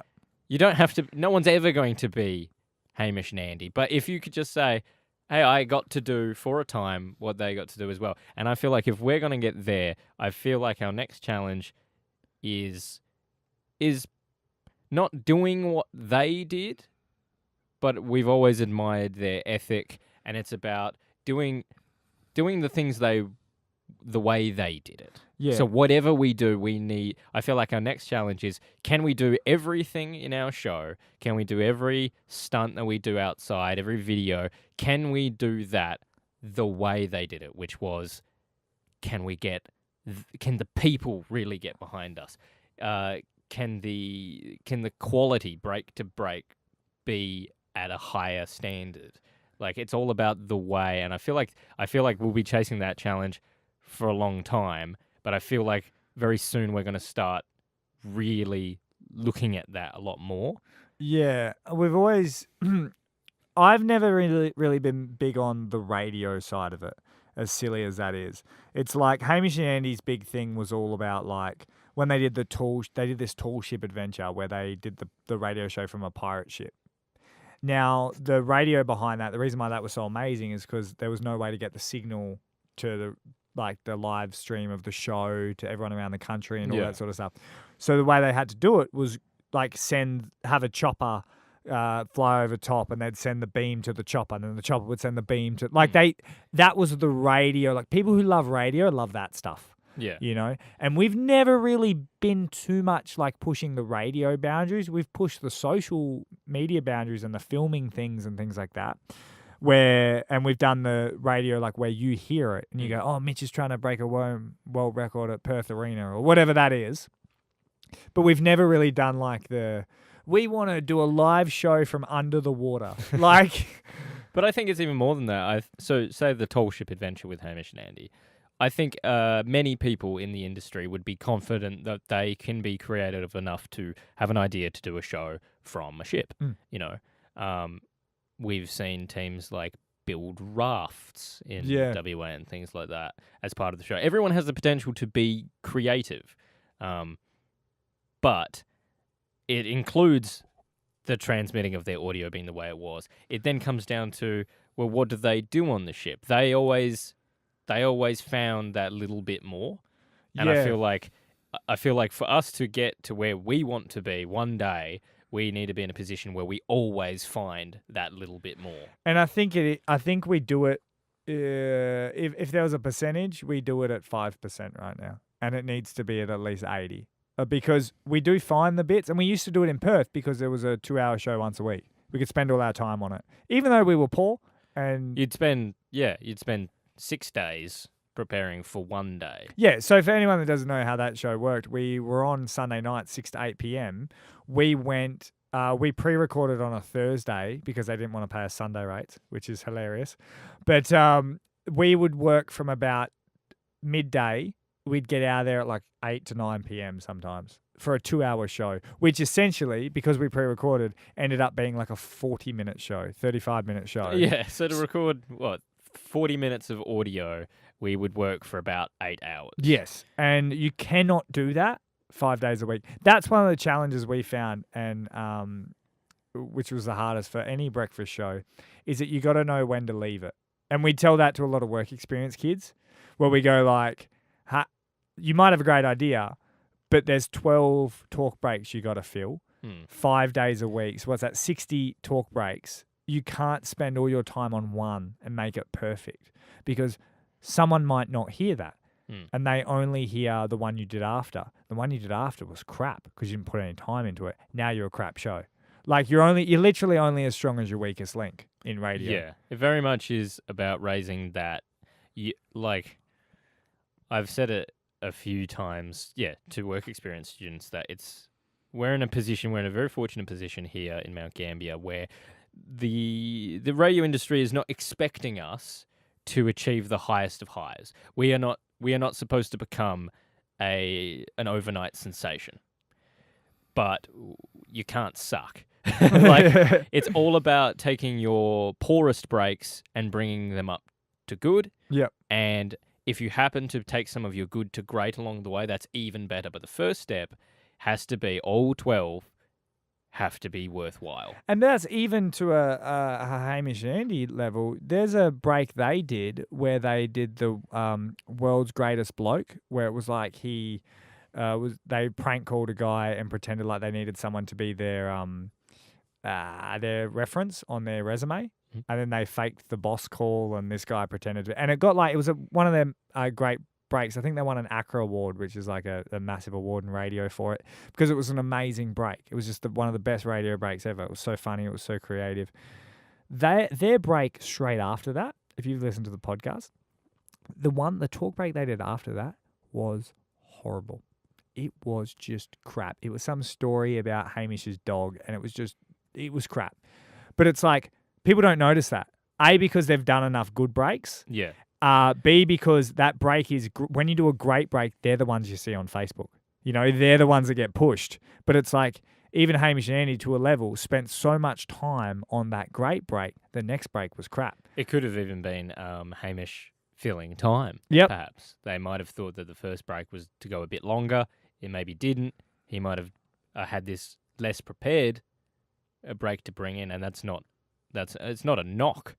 Like, we're not knocking that or that break. It's just kind of, that is radio. Yeah, and it's like, it's going to happen all along the way. Yep.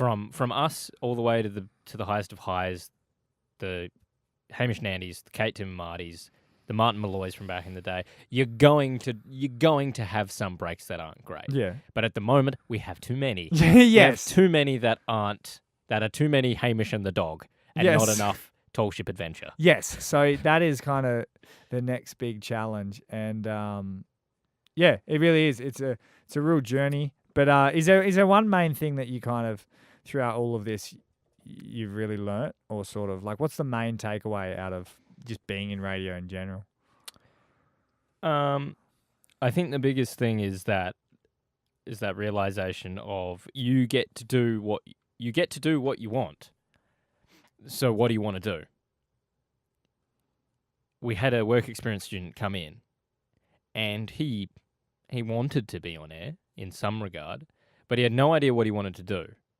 If you're not invested in what you're doing, if you're not willing to create yourself a workload and not willing to be creative day to day, then the job won't work. You know, you can't do the show without pushing yourself. You can do whatever you want to do, but you have to want to do it. Yeah. You have to drive yourself and drive your creativity. And that can be hard because some days you want to go to work and you just want to do a job. Sometimes you just want to stack a shelf like I used to. That's what people don't understand, is the fact that, like, when you hear our radio show, it's pretty similar each day. Like, yeah, it might be funny or bits hit, some miss each time, but it's like, it's a stock standard. We just seem like we're having a great time. You don't know that I cried myself to sleep for 36 nights in a row when I was here. Like, in all honesty, like that, the first time we moved here was shocking. It was devastating. From November to December was not too bad because we were here for that 4 weeks before we went back, and that was kind of just like a holiday. When we moved here in January to about March, I thought about quitting every day. Like, it's like people don't know that. But if you go listen to those shows, I'm the funniest, most carefree, loose guy in the world. Everyone loves Mitch. Look, he's so relaxed. And it's like, I wanted to quit every single day. I was having the worst time in the world. I was lonely. I didn't have my parents. I didn't have my family. I had a girl that I was fighting with over, and long distance wasn't working at all. No, your arms are too short to fight that far. So long. But that sort of stuff, it was devastating. But people don't know that's when you get paid money, is when you would come in the next day. And I mean, other breakfast shows can talk about their feelings. We don't. We're clowns. And because I think if you're driving to work, you want to be cheered up. Why would I talk to you about my problems? Like, you might relate. Like, one of you might go, oh yeah, I also have broken up with my girlfriend. But it's like, the rest don't care. And our whole show is for people. So if anything, at times we've made our job harder because we don't talk about what's happening to us day to day. Yeah, we really another don't. show might have gone, well, Mitch is going through something in the moment. Maybe someone else will relate to that. That content is 100% like, people love that content. Yeah. People in the industry say that's great content. But we've gone, well, that's not our show. So we've almost made our job a bit harder by going, I don't feel good. I could talk about not feeling good, but instead I'm going to go in and I'm going to be creative and I'm going to come up with something else. Laugh at my pain. But it's like, even when we do stuff like that and we joke about things, I've started to get like my love life into the show before recently putting a ban on it because it's screwed. Because I don't think people get this. Some announcers are quite relaxed and quite like they come in as a character. Like, because we've always were told that as be characters, you know, be this, be that. And we've never been. People have always wanted me to raise my energy, and it took me a long time to understand exactly what they meant, because I felt like if I ended up sounding like your energy, then I'm not me anymore. Yeah. And I think that's been the biggest thing we've done this year is we spent the first 3 or 4 months being in this new breakfast gig where we really had people trying to control us, and we went with it. For the first couple of months, we kind of went with it, and it wasn't fun, and we broke out. And I've stopped being the Hamish and Andy style of like, oh, everyone's fun, let's never offend a listener, and ha ha ha ha. Where now we've started to be like, I'm a bit of a jerk on air, and I'm like, we've really embraced who we are as people, and we don't act at all. We are what we are, and it's sort of weird in that sense, because it's like, if people say they don't like the show, it's kind of like they don't like you. And it is funny how people talk about that in But radio. at the same time, because we don't put our lives necessarily on show. Exactly. Then if someone was to not like me on air, I walk away thinking, well, you don't know. Yeah. You don't know me completely. I was so just trying to be funny. Like, it's like that. You don't like my sense of humor. That's fine. And we're weirdly okay with that because a lot of the time we're like, oh, I failed at that joke. That's all right. I've bombed on stage before. Or you go, I'm not supposed to be the funny guy. Like we Yeah. kind of like can have like a sort of fallback on that sort of stuff. But it's intriguing the way this show goes and where it's gonna go. But I'm assuming you liked your career choice. Yes. How's it affected, just quickly before we go, how's it affected, like, you've had a girlfriend for 6.5 years? Yeah. Only had a couple of other girlfriends in between? But no, No, they were before. just one girlfriend. But, yeah, how has that affected your life? Because I moved, I left my friends and my family and, like, kind of a girl I was seeing, but it's not like I was living with her or anything. It wasn't anything. It was serious, but it was sort of scattered. But I've moved and I'm by myself and I've always had to live by myself and all that sort of stuff. Where you kind of had to go, hey, girlfriend, stop what you're doing, follow. Well, it was a positive for her because her family are in Melbourne. Yep. So being in Mount Gambier, we're only 5 hours away now from her family. So it was a positive in that regard. She's told me a few times that it's been actually a really good move for her. Oh, really? Because it just shook things up. It was a new place. A smaller town actually suits her a bit better. She can't drive, so she can walk places. She can get to her work. Her videography business has now started to take off because she's offering something that didn't exist here. Yeah, which is basically anyone that can film something at a reasonable price. Yeah. So initially she was nervous. We had to leave all our friends behind. And I get to probably stay in touch with my friends a bit more than she does. So that's been a little bit hard on her. How come? Because I'm a video gamer, I can often play online games with my mates. Oh, yeah. We can still connect that way. But without actually seeing her friends, it's only just sort of messages every now and then. There's less contact. Yeah, less real contact. How has that been? Quickly jumping off that, for you in general, because you haven't done as much. I'm constantly training, doing gigs, doing things like that. I'm either not here or I'm meeting people. I've met so many people. Yeah. You not as much. No. How has that actually affected you? I feel like, if anything, because I can still connect with my mates online on a day-to-day basis or whenever, I think, if anything, it's kind of, in a way, a little bit of a hindrance because I haven't felt the need to go and find other people. You haven't felt lonely. Yeah, I don't feel lonely.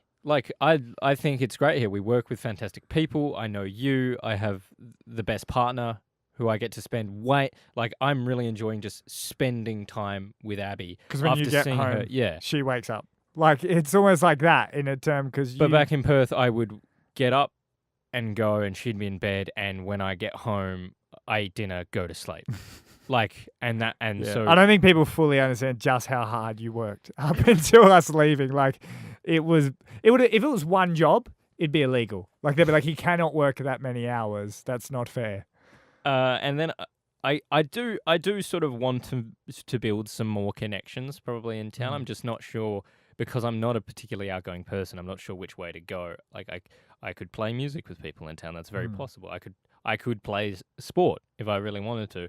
But I think because I can still interact with my mates and I don't feel lonely. Yeah.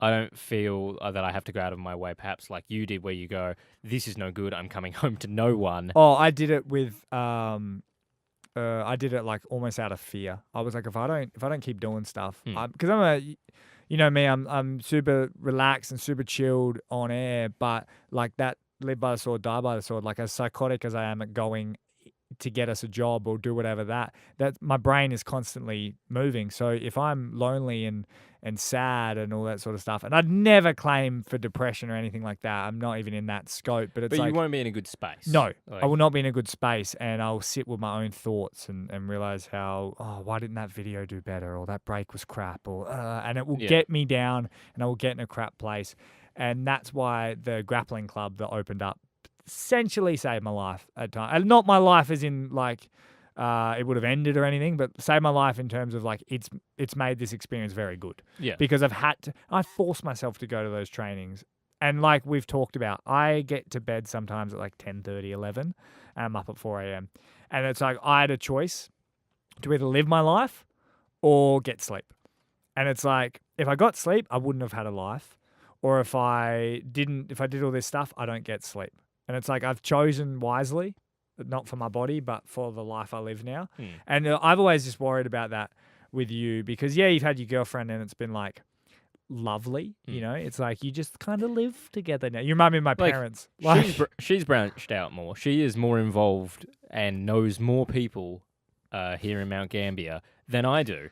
And at times I've thought that needs to change, and I feel like it will soon, just for the sake of even growth as just a person. Just I need to probably get out of my comfort zone and actually interact with other living people. Yeah, like you said, you might go to the bar tonight.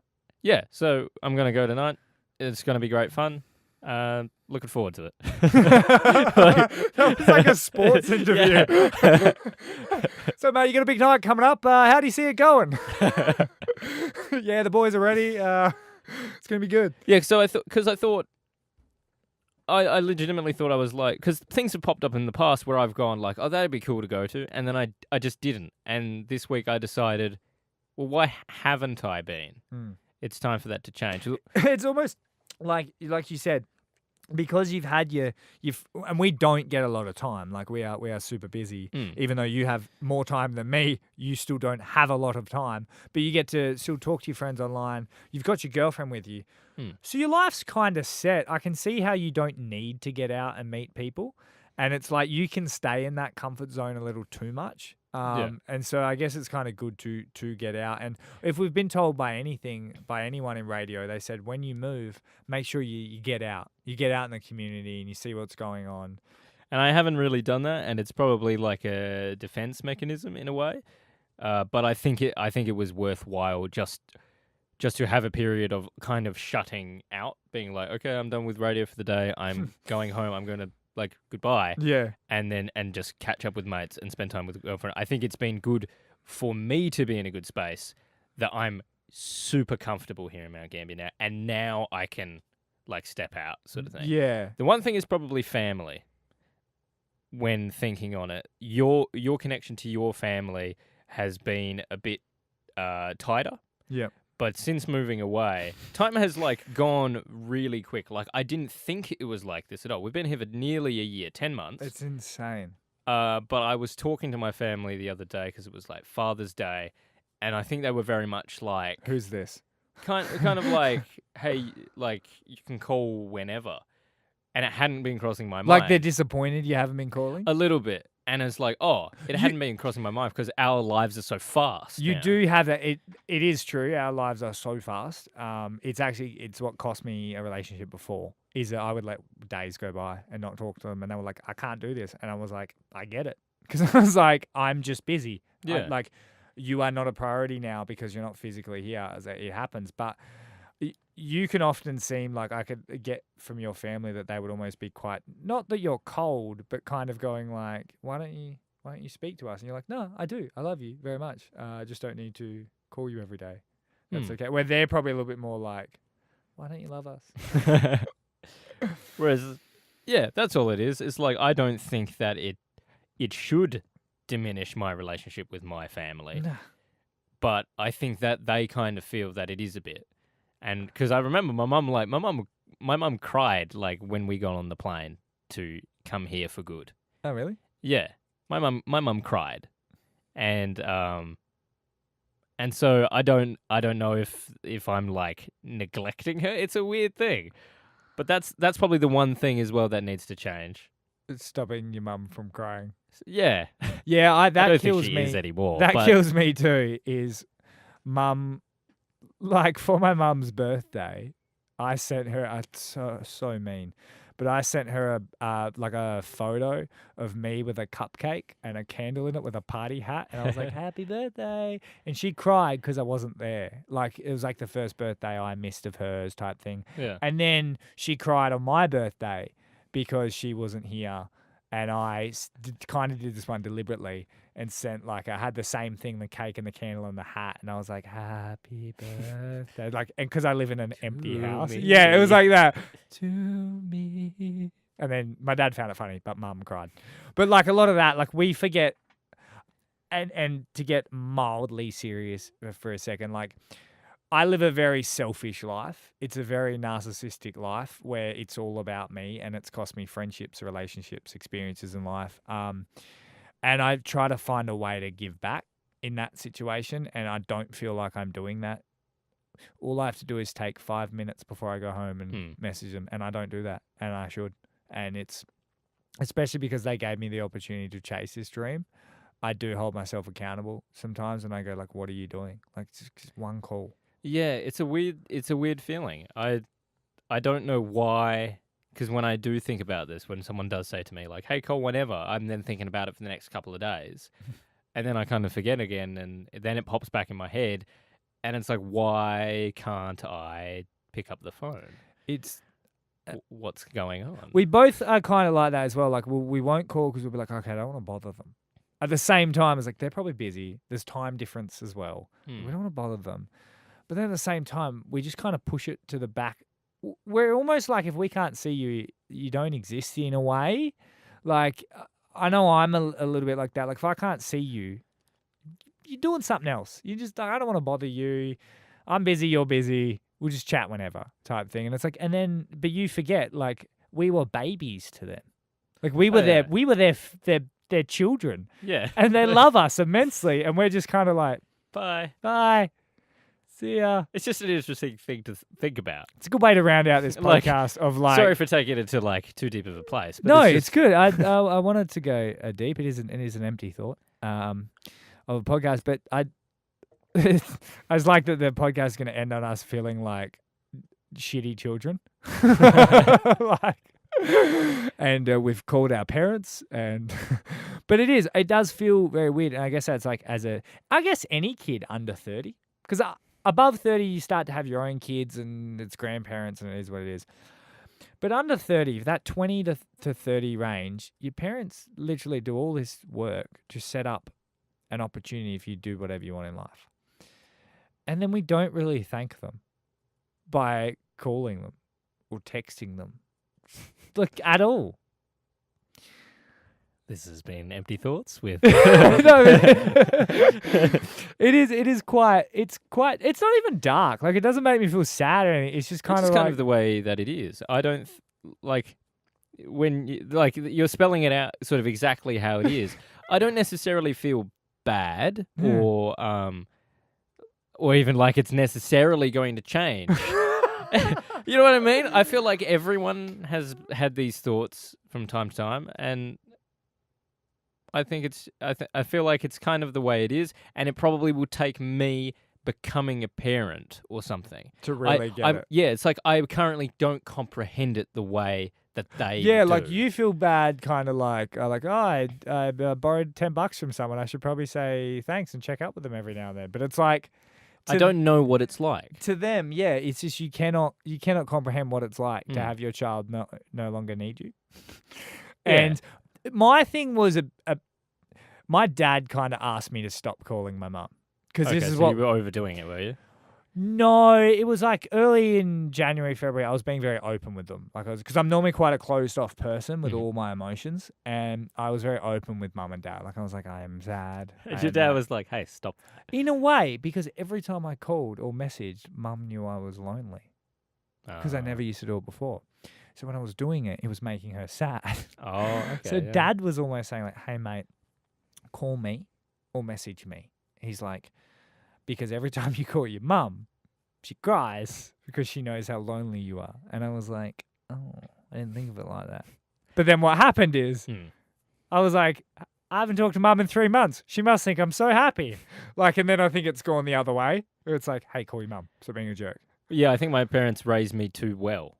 Oh, without a doubt. Like, you are set. You are like, if they could go, your older sister and your younger sister, I don't know them that well, but I do know that they still need to be parented. Your parents still need to check up and do whatever. You, I feel like they've gone, child, complete. Yeah, but I don't think they like it. Yeah, no. I think I don't think they realised how independent they made me. They're too good. And I'm like, because I think every now and then they ask about money. Like when I first moved out of home, they're like, "Are you doing good for money?" Yeah, like, they love doing that. And I go, look, well, no, I'm fine. What do you think I'm... yeah, and I'm just like, I've given my parents money and they've had to send it back because I wanted to like repay them. Sent it in the mail. I was just like, here's $1,000. And they were like, we don't, what are you doing? Hold on to that. You will need that, you idiot. And I'm like, yeah, but I wouldn't have this if it wasn't for you. So like, I would just kind of like send them. The banks are like, what's going on here? What is Why do that? they keep sending $1,000 back and forth? Money every day? laundering. But like with you, I find it funny because it's like your parents would almost be like, it's like that ad that plays on our station where they're like, we make batteries that are too good. You buy a battery once from us, you never come back. We made a kid that was too self-sufficient. Yeah, and it's like they almost regret it. They're almost like, we were too good parents. He doesn't need us anymore. So it is.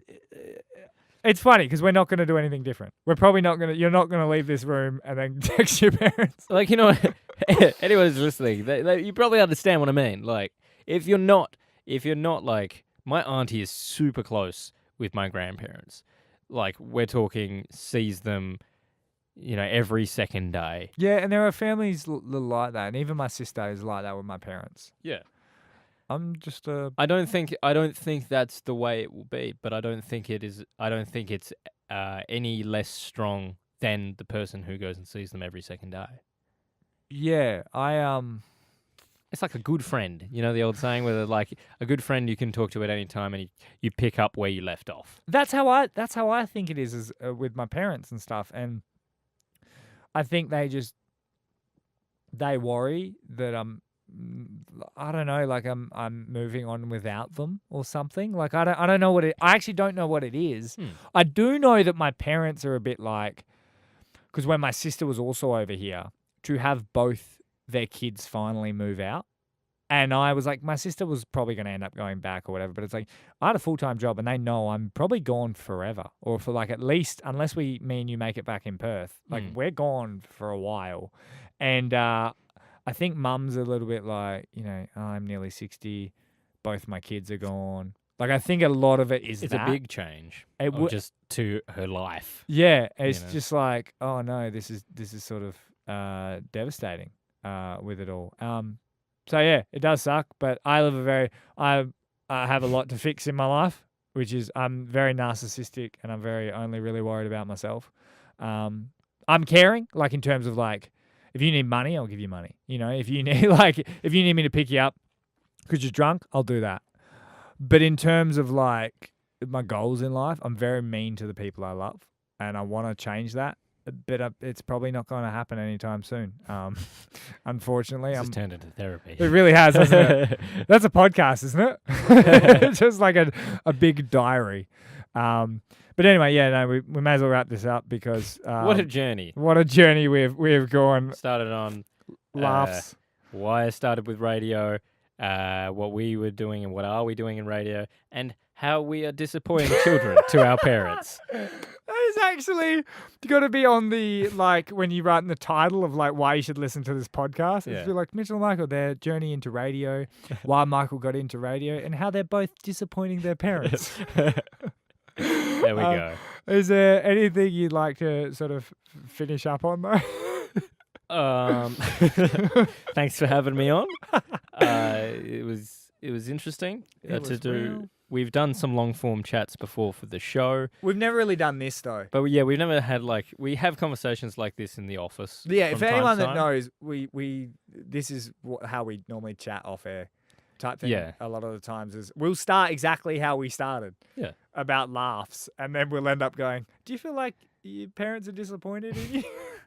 And then, so this is just a standard podcast, is it? Like, this is all yours, Empty Thoughts pretty much is Mitchell Tinley's podcast. Pretty much. That's why I just wanted to do it so there was no sort of tie to our show, Right. because the station and the company like loosely owns our show, like Okay. very loosely. Then check out No Time to Grind podcast. Oh, without doubt, Check- plug it for days. What do you got? Check out No Time to Grind podcast. It is a video game podcast for people who don't have much time. There is also Wrong Place, Right Time, which is a... Oh, and also when they're on No Time to Grind, they will know that they're hanging, like, this is you with your friends. Yeah, that's Your me with my friend mates. moment. You can also watch my mates. They do a stream a few times a week on Twitch, on Grind Time TV, which is video game related as well. But we also have Wrong Place, Right Time, which happens occasionally. What's that? It is a review show for things that haven't been reviewed.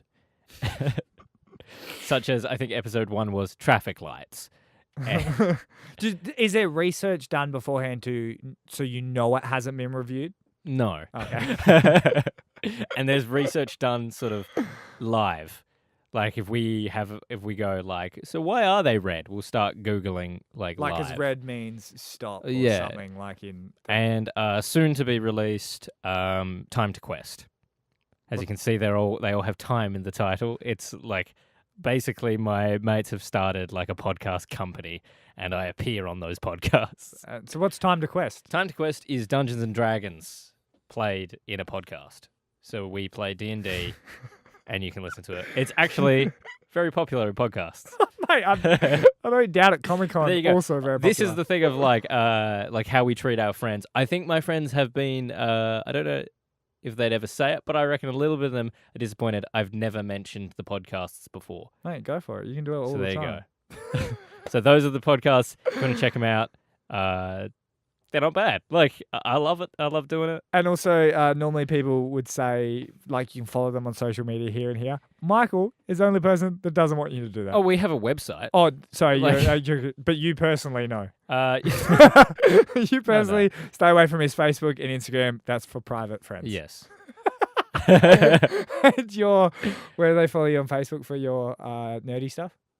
For what? For my podcast? No, yeah. Are they all the same names but different So pages? yeah, if you Google those names, there'll be separate pages. No Time to Grind .com is the website for No Time to Grind. Grind Time TV on Twitch, so you can watch. Give them all the love. But you see that I get to talk to my mates a lot. They've got me doing a lot of work. I work when I'm not even here. Yes. Jeez. All right, guys. Thanks for listening. That's a second episode of Empty Thoughts. There is the first one, which will be on Mitchell Tinley, Facebook.com or YouTube page. You can check it out. Download it on, I think it's like Buzzsprout, iTunes, anything you want to do. And all of Michael's podcasts will be on iTunes too. So check that Yes. out. Or even on Spotify. Really? Yep. I tried to get on that. Is it? You can. You should. Yeah? We should be able to. Oh, cool. Awesome. Let's do it. All right, guys. Peace. Have a good whenever you're listening to this. Bye.